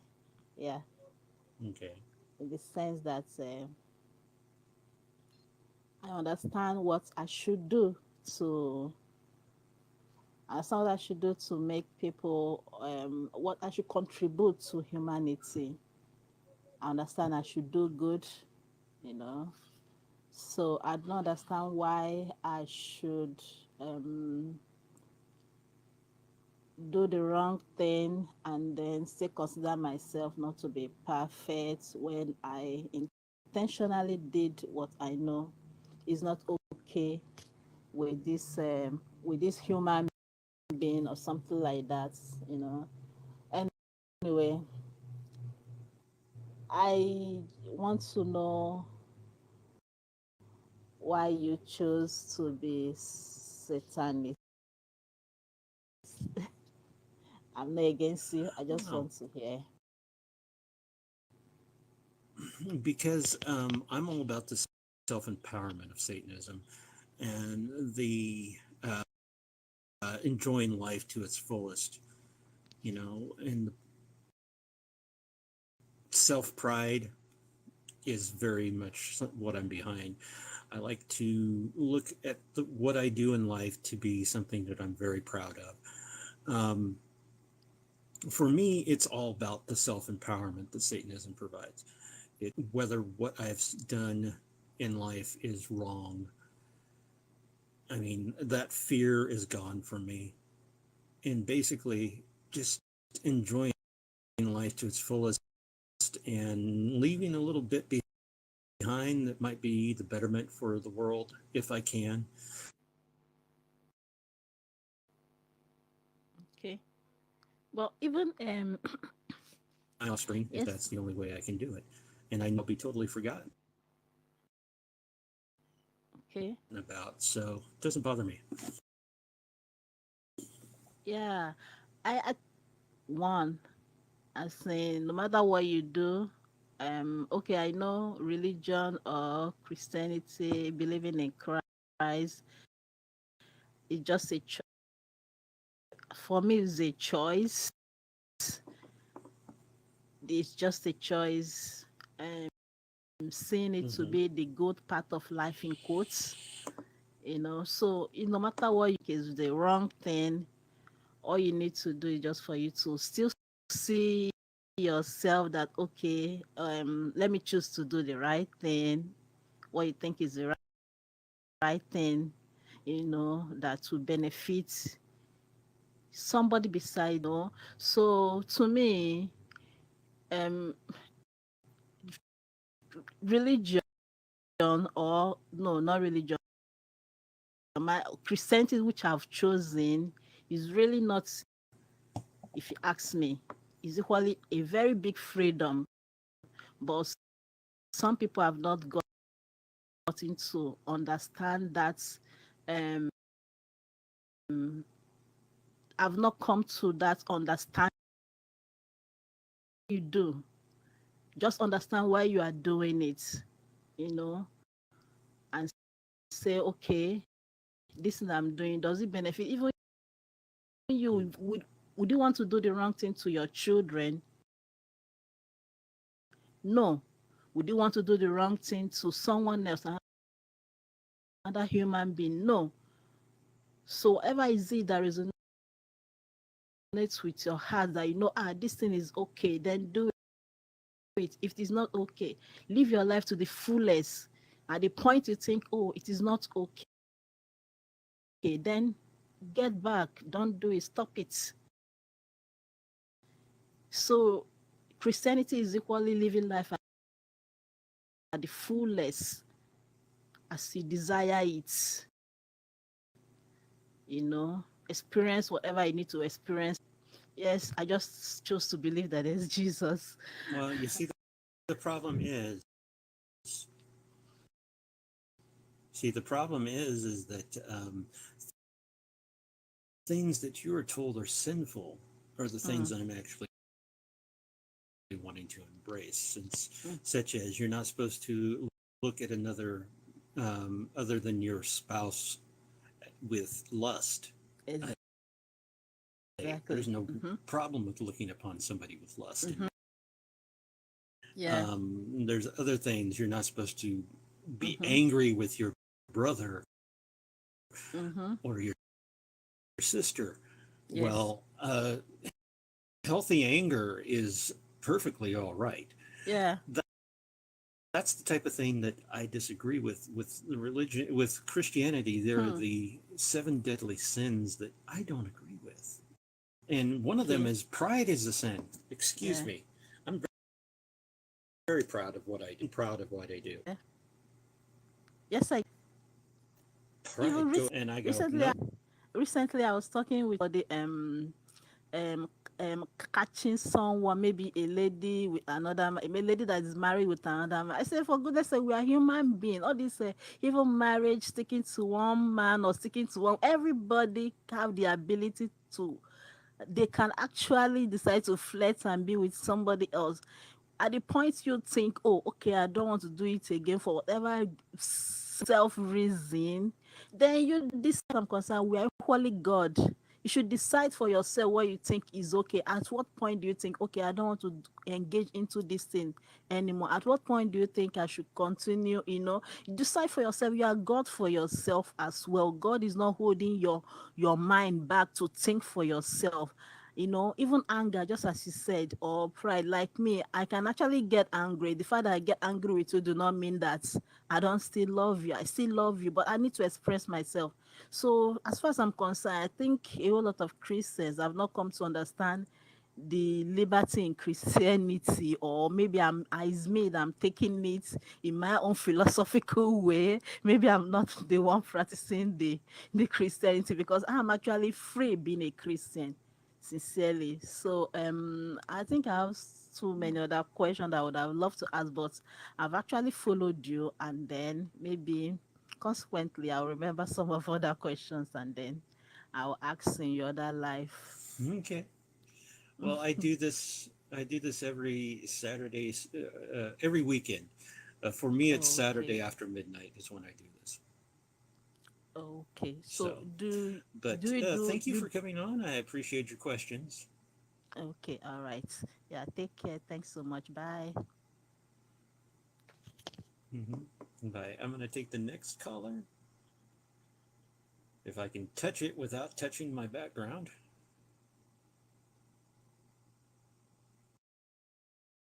All right.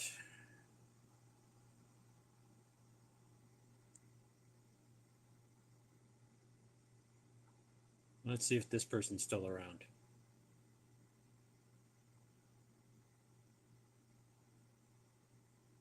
Going once, going twice. 3 times, no sale.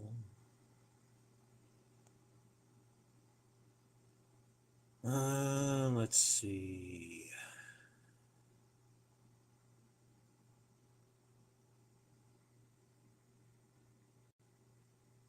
Bruh, What's up, Queenie? your chat is annoying tonight. Oh my lord. Hey. But I got the I've had over power. 9,000 views. I'm proud of you. Good job. So, It's been an eventful night for the mods right now too. oh, I know. At first it I'm was just pretty calm because I only had about 20 people in here, and then it went. At one point, I think I had about 500 in here, all I know and it's is dropping now quickly. I'm sorry. I'm just gonna I'll be quick and then you can go back to it. I just wanted to say hi and that your chat is so annoying tonight. Like I'm enjoying the show, but like there's so many people. And they're What's up, all Church of asking the Lucifer? same thing, if you believe in Satan. Oh, yeah. That happens all the time. I don't know, I'm kind of trolling a little bit too, because like someone said that because Satanists don't believe in Satan, it doesn't make sense. And I was like, yeah, that's what your mom said when she had you. Queenie. I'm sorry. I'm making food, and I perfectly toasted my pizza rolls, and I'm just reading your chat, and like I couldn't be nice at that point, but I'm just coming on here to say goodnight because like it's past my bedtime. It's like 3 in the morning, and I wanted to. Oh, it's about time you let me in. Yeah. I let you in, man. We waited Stop. forever. We waited forever. Yes, pizza Maybe rolls it's are about time I amazing, let and you in. What you got For to what? say for yourself, man? So now that you're in here, what do you got to say? Oh. I don't know. I just came in. What do you wanna debate? What's the topic? There's an echo. Let me get in and out. Oh, yeah, I answered a phone call, didn't? What's the topic today? I'll debate it. I believe in God. I'm a God right here.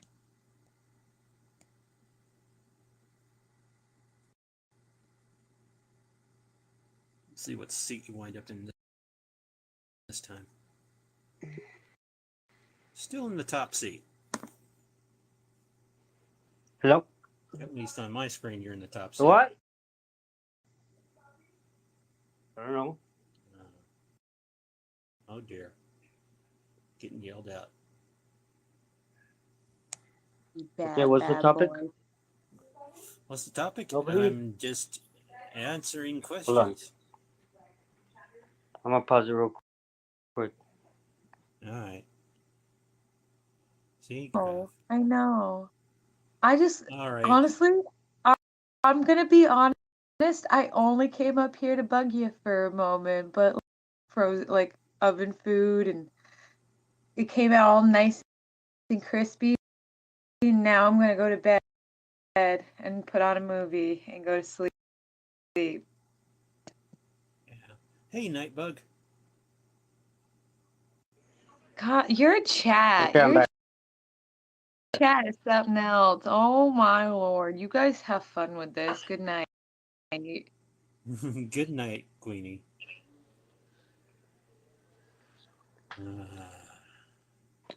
Yeah. Hi, Grumpy. What's your name? Grumps.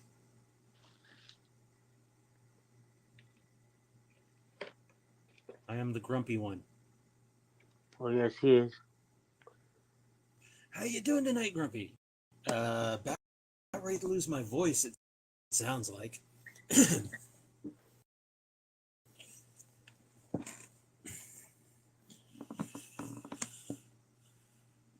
And I have to duck out a duck from Church of Lucifer because I've been bad. No, I haven't been bad mouthing Lucifer. I've just been trying to explain the difference between Satan and Lucifer, but nobody gets it. Yeah. Ah, Ozzy Atheist. You finally made it in.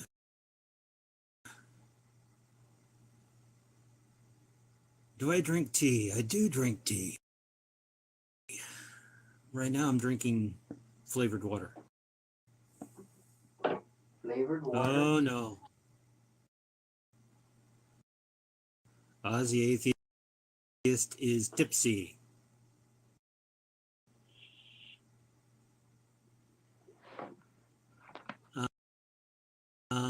Karen, I would not know.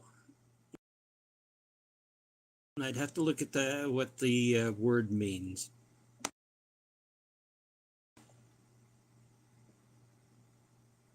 All right. I'm going to take a question, if you don't mind there, Church of Lucifer.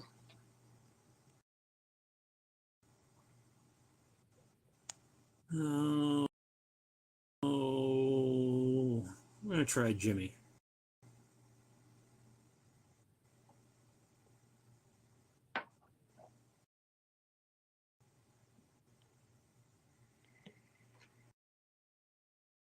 Hello, Jimmy John. Hello. So you had a question? Yes. Is it true that Satan was kicked out of heaven because he batted for the other team? Satan is just a nickname. It's just a title. It's not a Somebody person. put up a verse in Luke that I need to look at, but I think it's referencing back to Isaiah, which was referring to an entity that was Babylon. not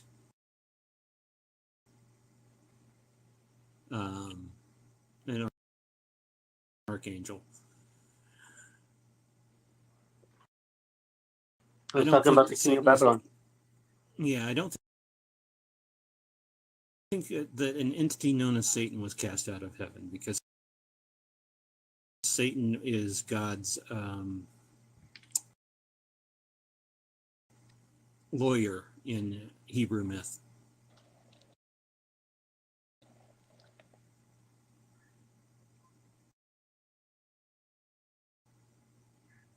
If you read the book of Job, Jimmy. Yes, it does. Thank you. All right. Any other question before I go on to the next one? No, thank you. I'm good. All right.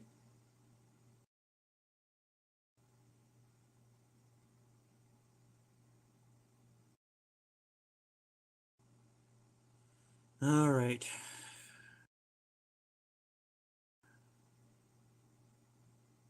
I think I'm going to go with Big Mills next.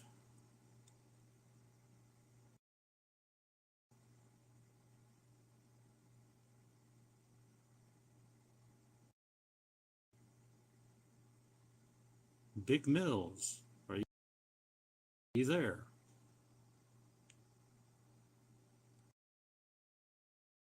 Big Mills is no longer with us.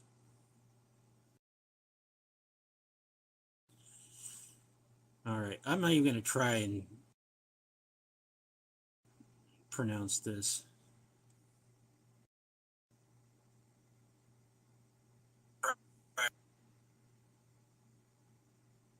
Hello. Did you have a question? Yes, I have. Okay, Sir, what's your question? does God exist? My If personal he opinion, no. exists, in what form? My personal opinion, gods do not exist. No gods. What about Satan? No gods. No supernatural entities exist. Okay. Thank you very much. Mm-hmm.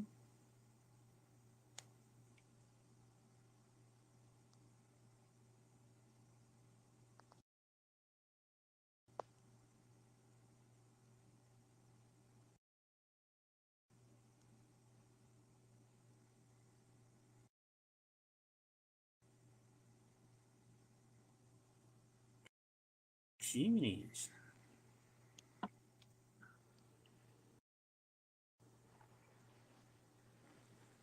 Keep on adding people and they are not here anymore. I thought TikTok was supposed to eliminate them if they weren't here anymore. What do you mean?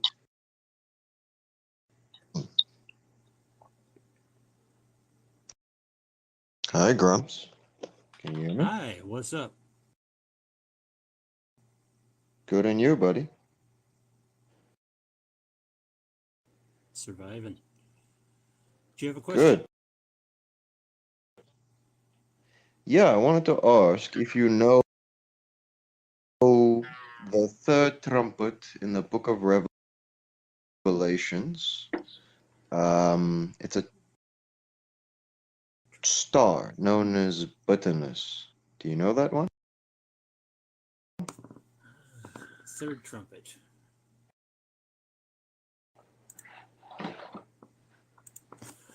In a series of 7 trumpets. You ever heard of it? You're saying it's a star, and that would be Wormwood. Wormwood. Correct. Okay. What You ever about heard of it?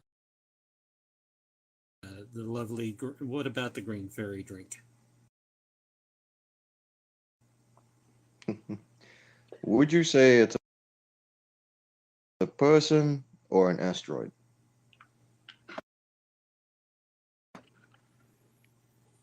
From what I used to teach, is that it was a asteroid that would destroy the Earth, or not destroy the Earth, but would impact with the Earth and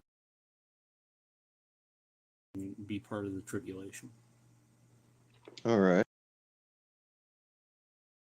Okay. Then there's another star after it known as Apophis, like the asteroid that will be passing Earth in 2029. So that's the actual asteroid that's still moving right now towards Earth. Right? Now, the Wormwood star or bitterness, let's say that's a person. And let's say that person is in your understanding as Baphomet. The picture that you have right there behind you. Your Well, that's brain, just an right? alchemical symbol. It's just an alchemical symbol representing duality, in my opinion. Cool. So my question is, there's a movie from 1957 named The Seventh Seal. You heard of it? I've heard of the movie, but I haven't seen it.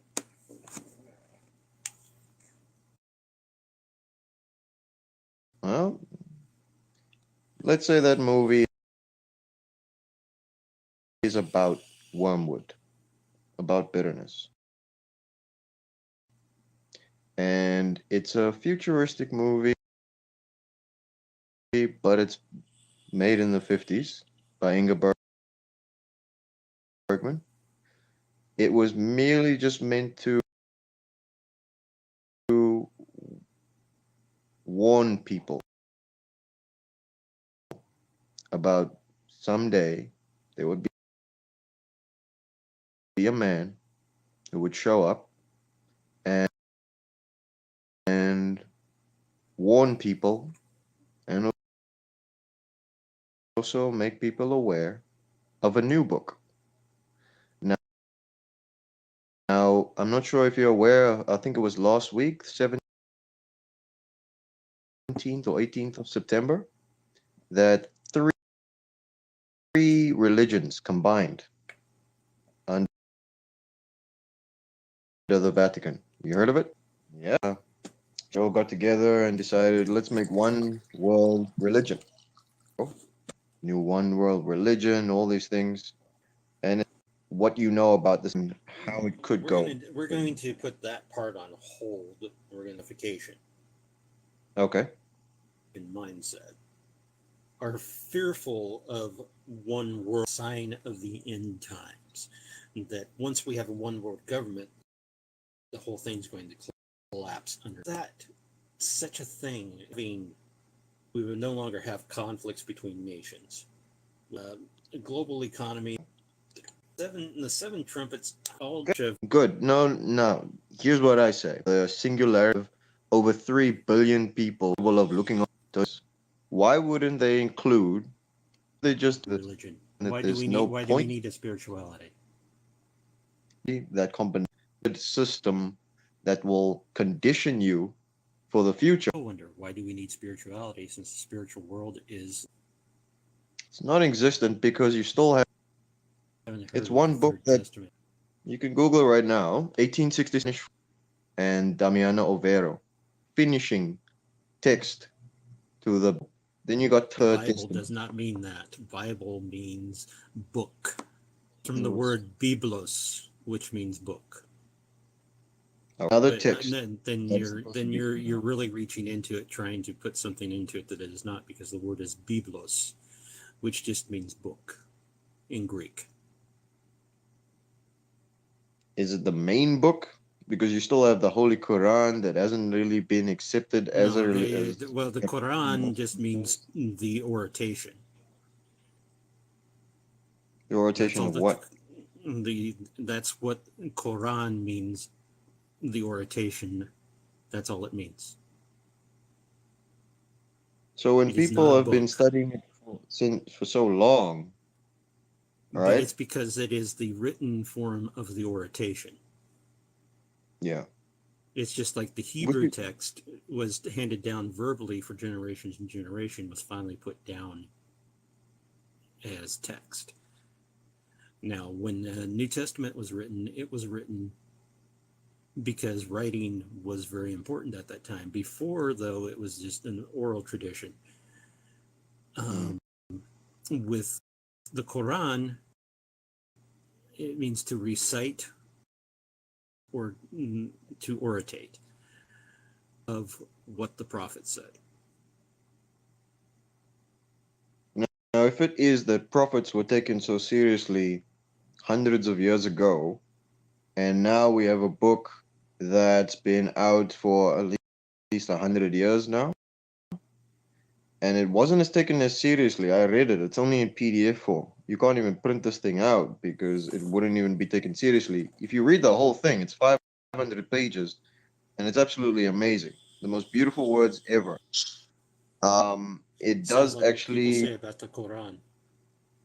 yeah. So if you read about it, you'll start seeing that there's structures in it. There's only 4 books. One by Elijah. Elijah, you know, John the Baptist. They would proclaim him as Elijah. The same thing happens in again. You got the album of wisdom from Yahweh. You got the book of Mary, and also the book of the Guardians. So those 4 books are in the Third Testament. All right. Now that is not supposed to be about religion. It's not. It's mainly about spirituality. But I don't even want to go into that. I want to find out by you. What is your take on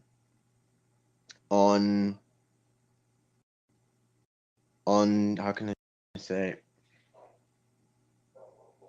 What is your take on people's beliefs right now, or what's your belief? Are you full on Satanist? That's it. I don't believe in anything that's supernatural Yeah. or anything like that. No, it's cool.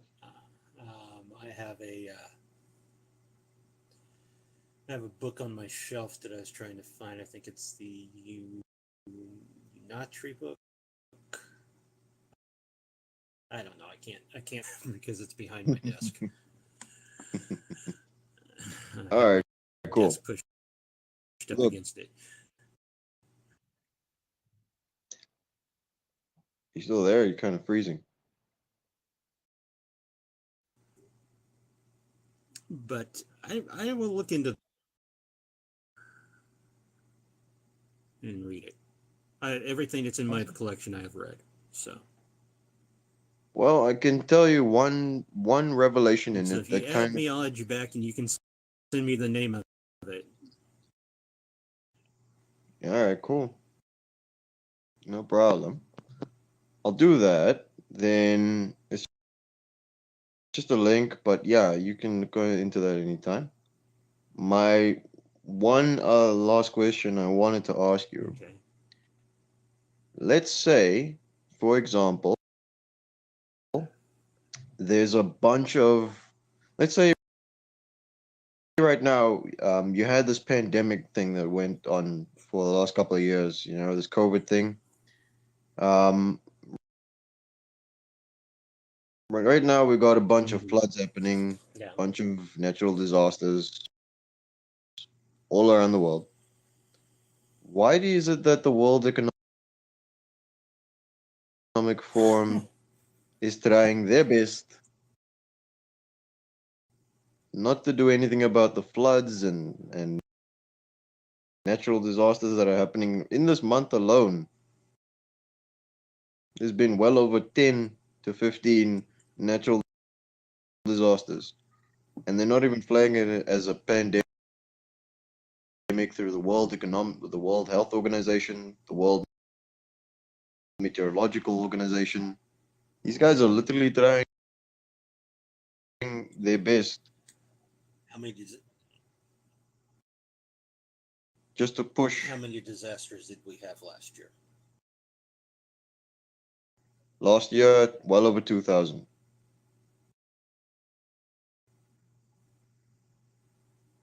So disasters are commonplace. Common, yeah. But they can spread disease, infections. Yes, but what does that have to do with anything? I mean, we have disasters year after year after year. They haven't been increasing. We just have more knowledge of the disasters because of real-time communication globally. All right. Then they wouldn't actually put that up. On the frequency. So they wouldn't take it as seriously as they did with COVID, even though COVID was something that was, No, I because guess, that's something that was killing people. directly. I get it. It's something that would be preventable. Disasters occur naturally. Well, if it's going to happen, we think it would be long lasting based on climate change, or would it just be based on, a consistent reoccurring thing happening?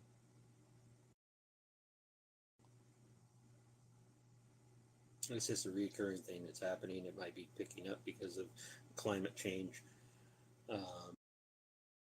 Just know that it exists, and we're feeling the effects of it. Yes, we're going to have a more cold winter where I live this year because the Arctic vortex formed earlier than it usually does. So therefore, we're going to have a colder winter.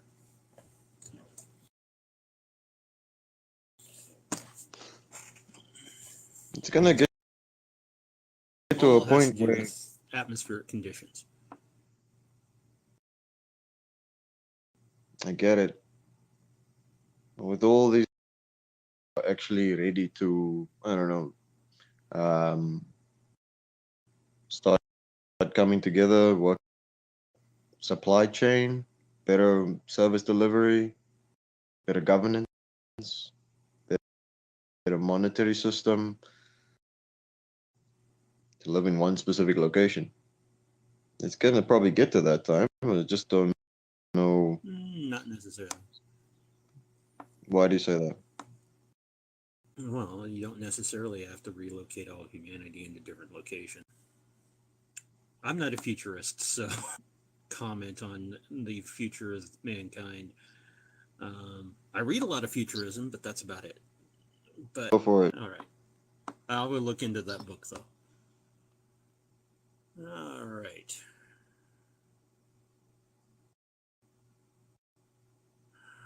To add you.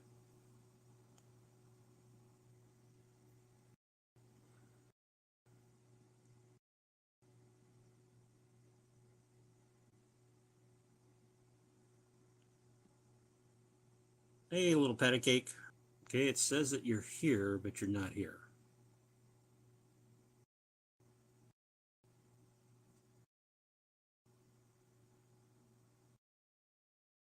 Pretty Kelly, are you there? Pretty Kelly, if you're there, please try asking again. All right.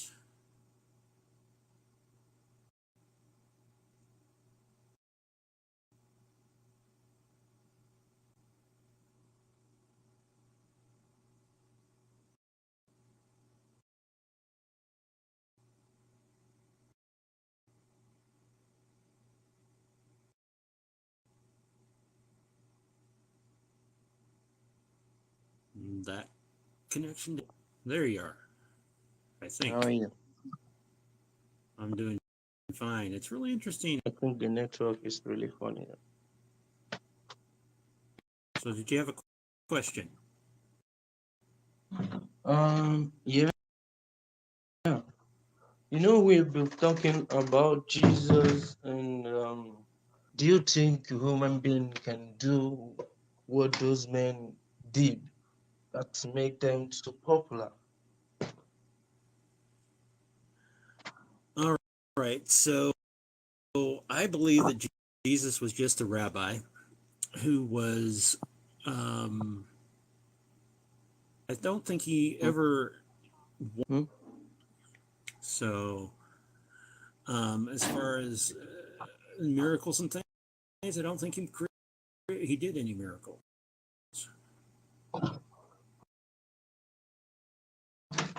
Oh, okay.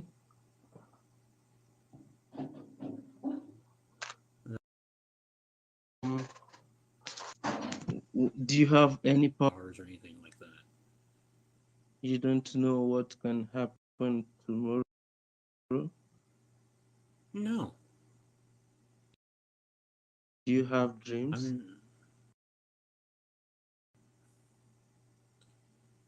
I am LeVay, and by the way, in the chat. I have dreams, but dreams are just your mind's way of dealing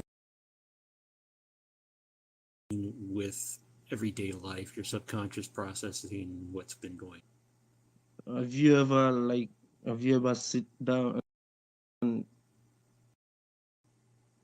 want to know why you're having dreams? No.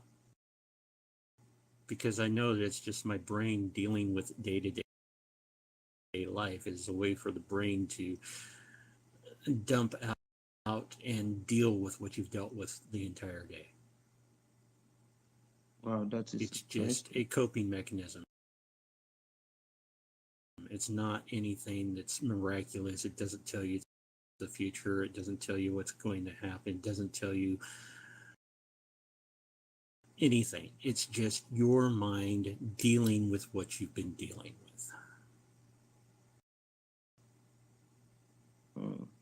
Okay, but what if you have dreams and well, if that's happening, it's most likely your brain thinking that you might have thought about it before. It's a moment of deja vu or coincidence.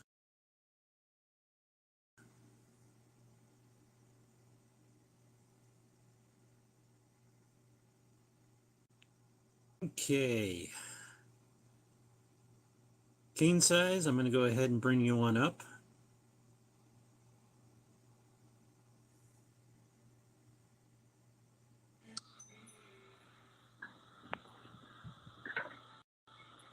So Hello. what can I do for you, king size? Morning. Did you have a question? Yeah, I have a question. I was wondering because the last time I checked, the religion made us to believe that Adam and Eve were the first human being they were created, right? And I don't know if we are Adam and Eve, they were white people, and I was wondering if they were white people, how come about blacks? I don't have any statement on that because I don't believe in the creation story. You don't believe in the creation story? No.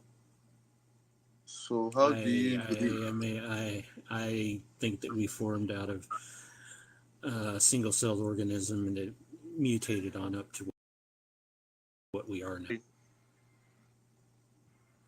I think that we were a single-celled organism to what we are now. Okay.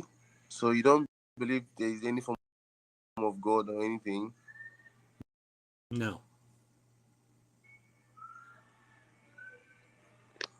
Okay. Okay. But okay, you don't do any form of any spirituality, not whatsoever. Okay. So what's your take on Jesus Christ? Jesus was a rabbi that was trying to reform Judaism.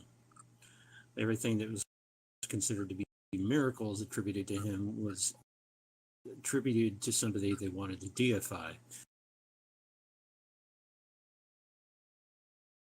That happened to many people that were deified at the time. There was a Roman that had the same things happen to him. I believe it was at one of the Caesars as well. It's just what they did at the time period.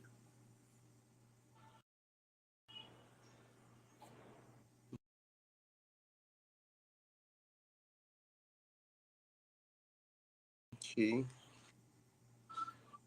That's convincing though. Because from here we believe in God, we believe in Jesus Christ. We were meant to believe, we were taught to believe, not like we were, you understand? So like indoctrination, colonialism made us to believe that there's God, watching everybody, whether you're sinning or whatever you're doing. So that's why.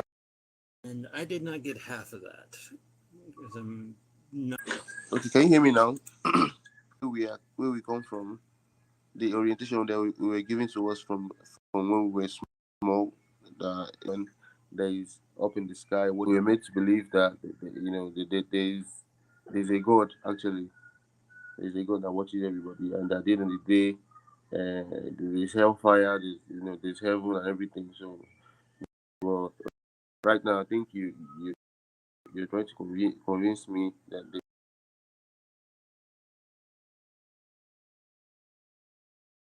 there's nothing, there's no such thing like. They believe in something that there needs to be an entity that watches over the earth and is guiding you through things. If that's what makes you do you. Okay.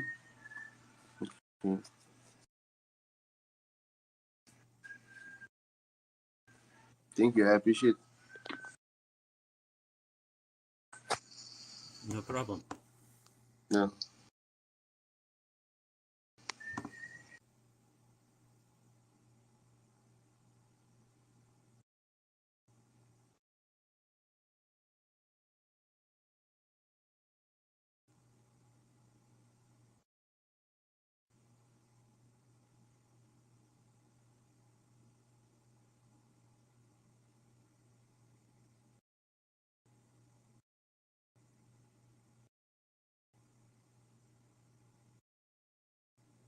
No, I don't believe in reincarnation.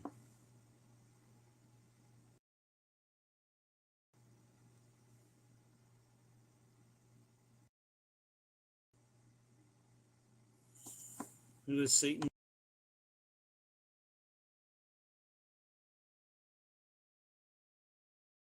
For you?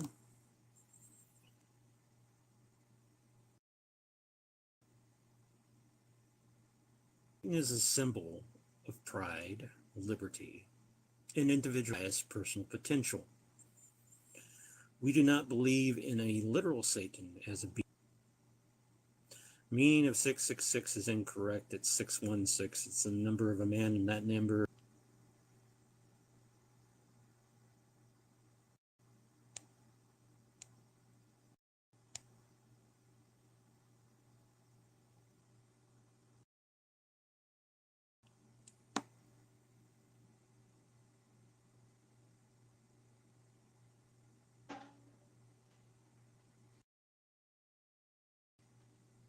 Hello, good. Hello, Water Goddess.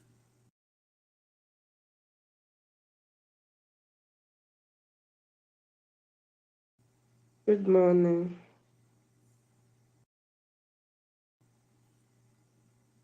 So, did you have a question? Yeah, my first question is what this platform is all about, because I'm just passing by all about. Okay, well, my platform is to answer questions on Satanism. Questions on It looks Satan. like I finally had somebody joining here that I asked to join a little bit while ago. I tell you, sometimes this thing's a little messed up. But anyway, Water Goddess, continue. Okay, I need to ask this question. You said Okay. I was listening to when the other guy was talking about religion of a thing. Then you said there is God, or if there's anything. So my question is, do you believe in nature? It depends on what you mean by believe in nature. Is nature there? Yes.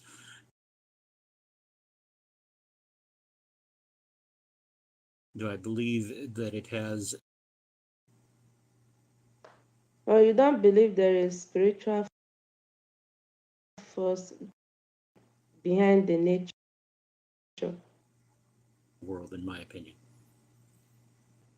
Are you telling me now that naturally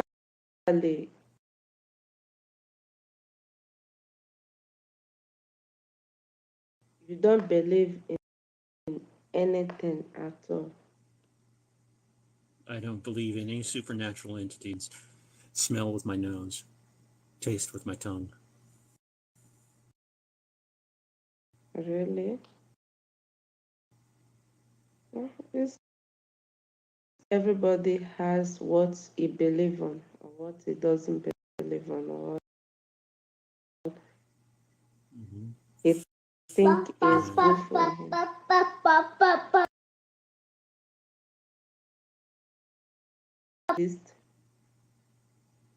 I'm sorry. Did you ask that again? I couldn't hear. Eh? I couldn't hear I over the said, background noise. Shut up, That don't noise. Oh yeah, go parlor for one. Shut up. I said, do you believe that COVID exists? Do I believe that COVID exists? I have had Yeah. friends that have had COVID, so yes, I do believe it exists. Okay. And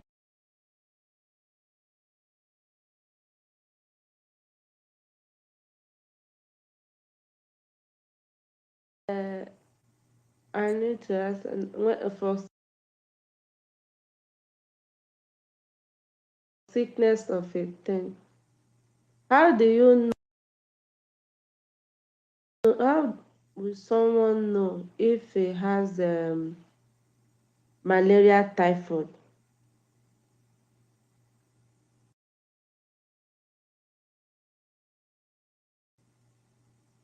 Malaria, Not sure. typhoid.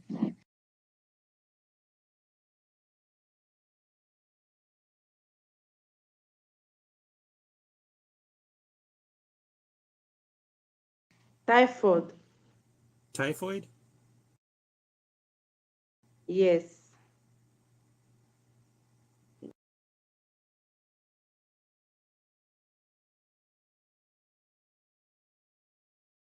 No, you're asking what about typhoid? Like if someone typhoid, malaria, fever, and all that. Oh, those things, those have been around forever, haven't they? So Well, maybe, they're for spread example, by mosquitoes and other biting insects. Typhoid is, I don't know exactly what causes it, but they exist. They're diseases, yes.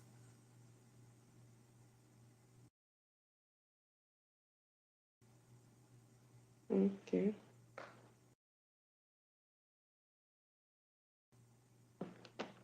So what are the symptoms for you to know if you have all those I don't know. sickness before?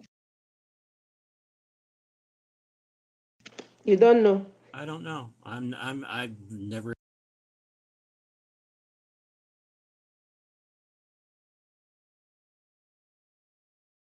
experienced them myself. I am not a biologist or Well, scientist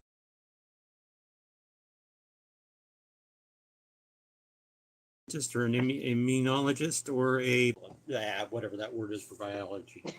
I'm not a scientist. Very good question. How do we deal with random questions?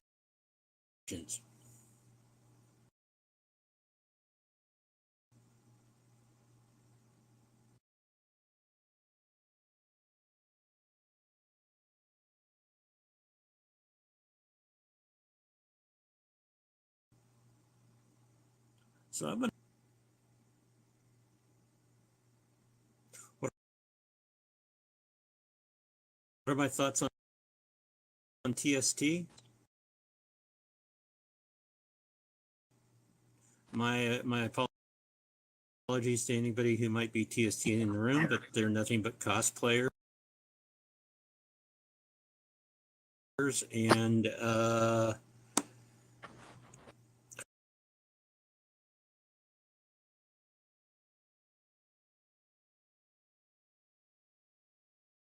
they use they're not Satanists. They just like they're humanists using satanic tropes.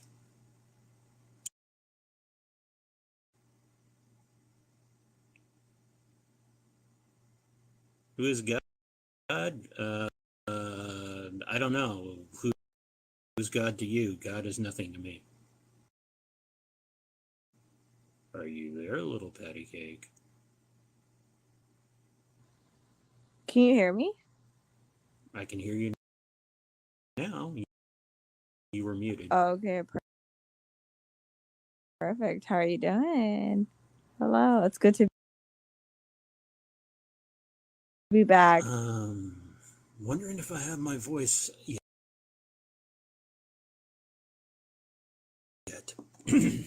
Yeah.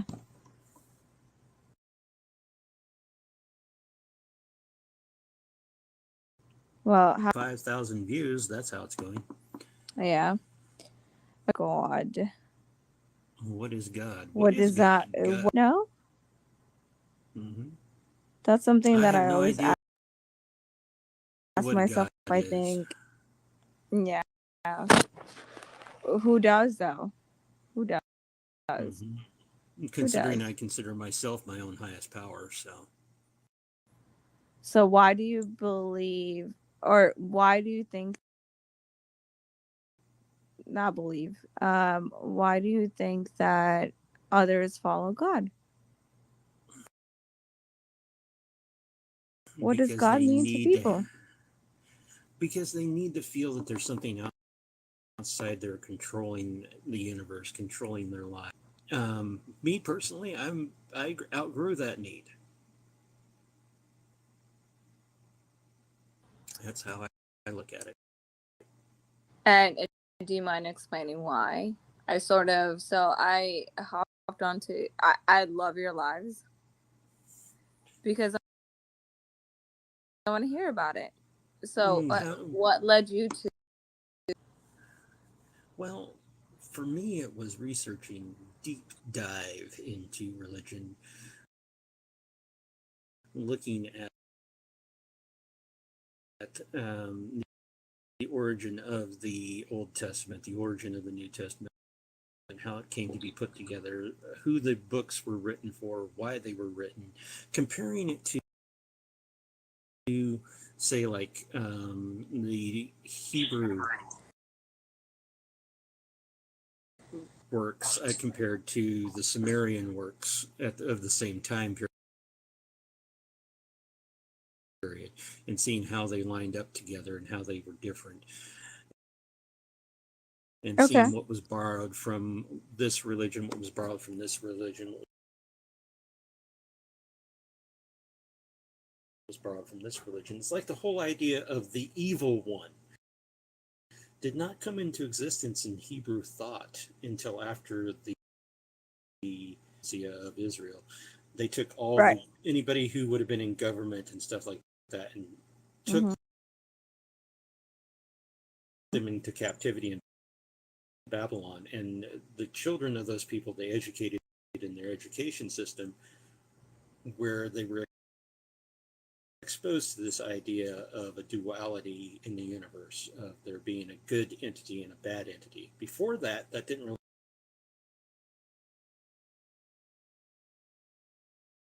really exist in their mindset. That's where it comes from. Okay. And I respect that. I actually really, really love that. What are your ideas on religion again? And I know I've asked you this before, but religion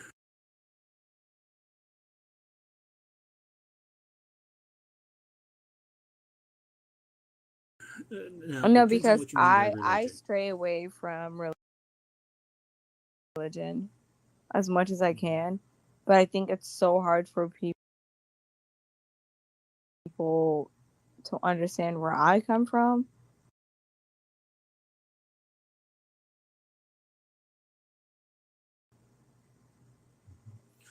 Well, most I don't know. religions give you most religions will give you a sense of community, which people are looking Mhm. for. They don't know how to form a community without having a common denominator in the way of belief in something beyond themselves. There are so many different ways to form community, but we won't go into that right now because No, I don't want to go into it either.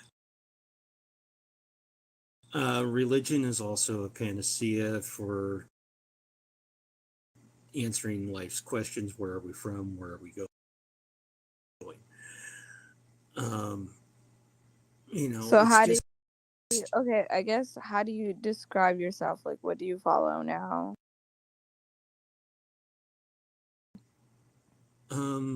I am an atheist. I don't believe in God. Okay, I'm a good Satanist. for you. I believe in myself. I love that. And enjoying life to the fullest. And what happens to me at the end of my life is I'm going to feed a tree. And then as far as a spiritual world, I have wouldn't never that, yeah. experienced anything in the So, okay, spiritual that's world. where my confusion comes with you. And obviously I do respect you, and you know that. I always join your lives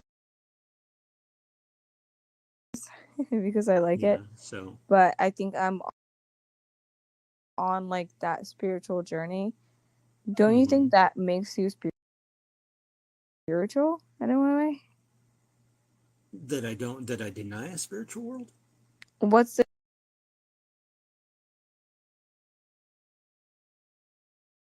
difference between like atheist and being spiritual?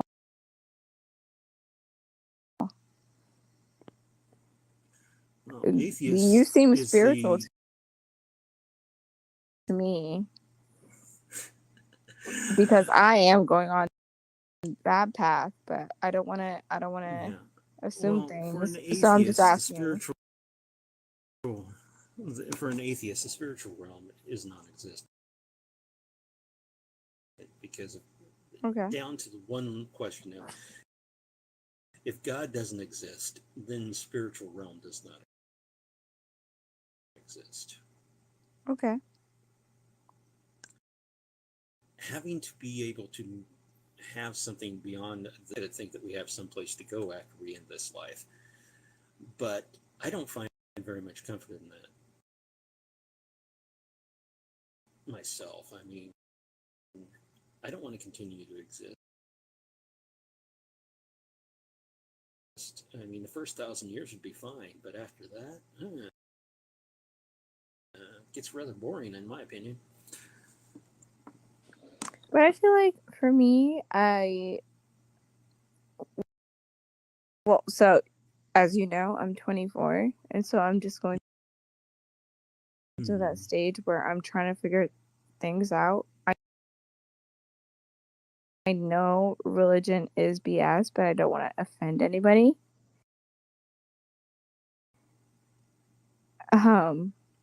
But it's not it.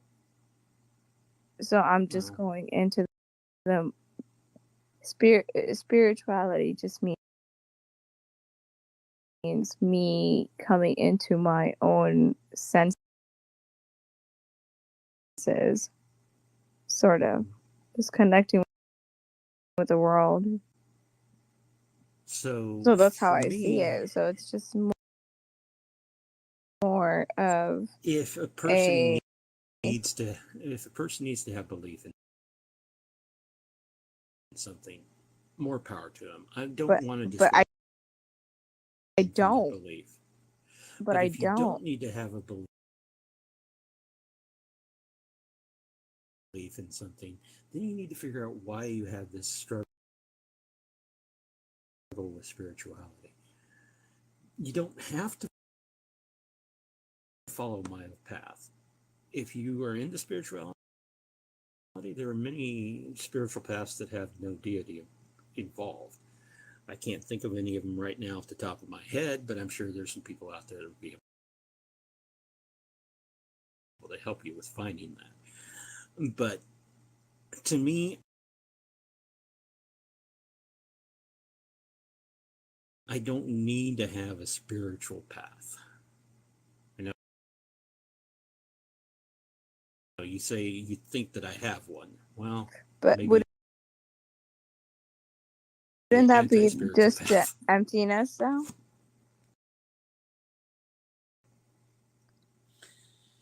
Yeah, when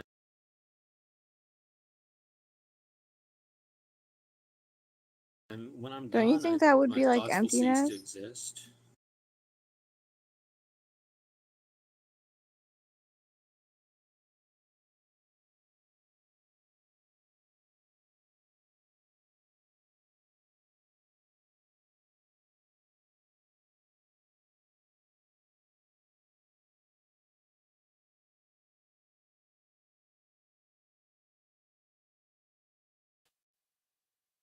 Well, that was a wild and woolly one. I hope you all enjoyed it. Tune in next week for another episode of Ask a Satanist at midnight Central Time. Thank you for coming. Now, if I can find my outro, we'll be doing good.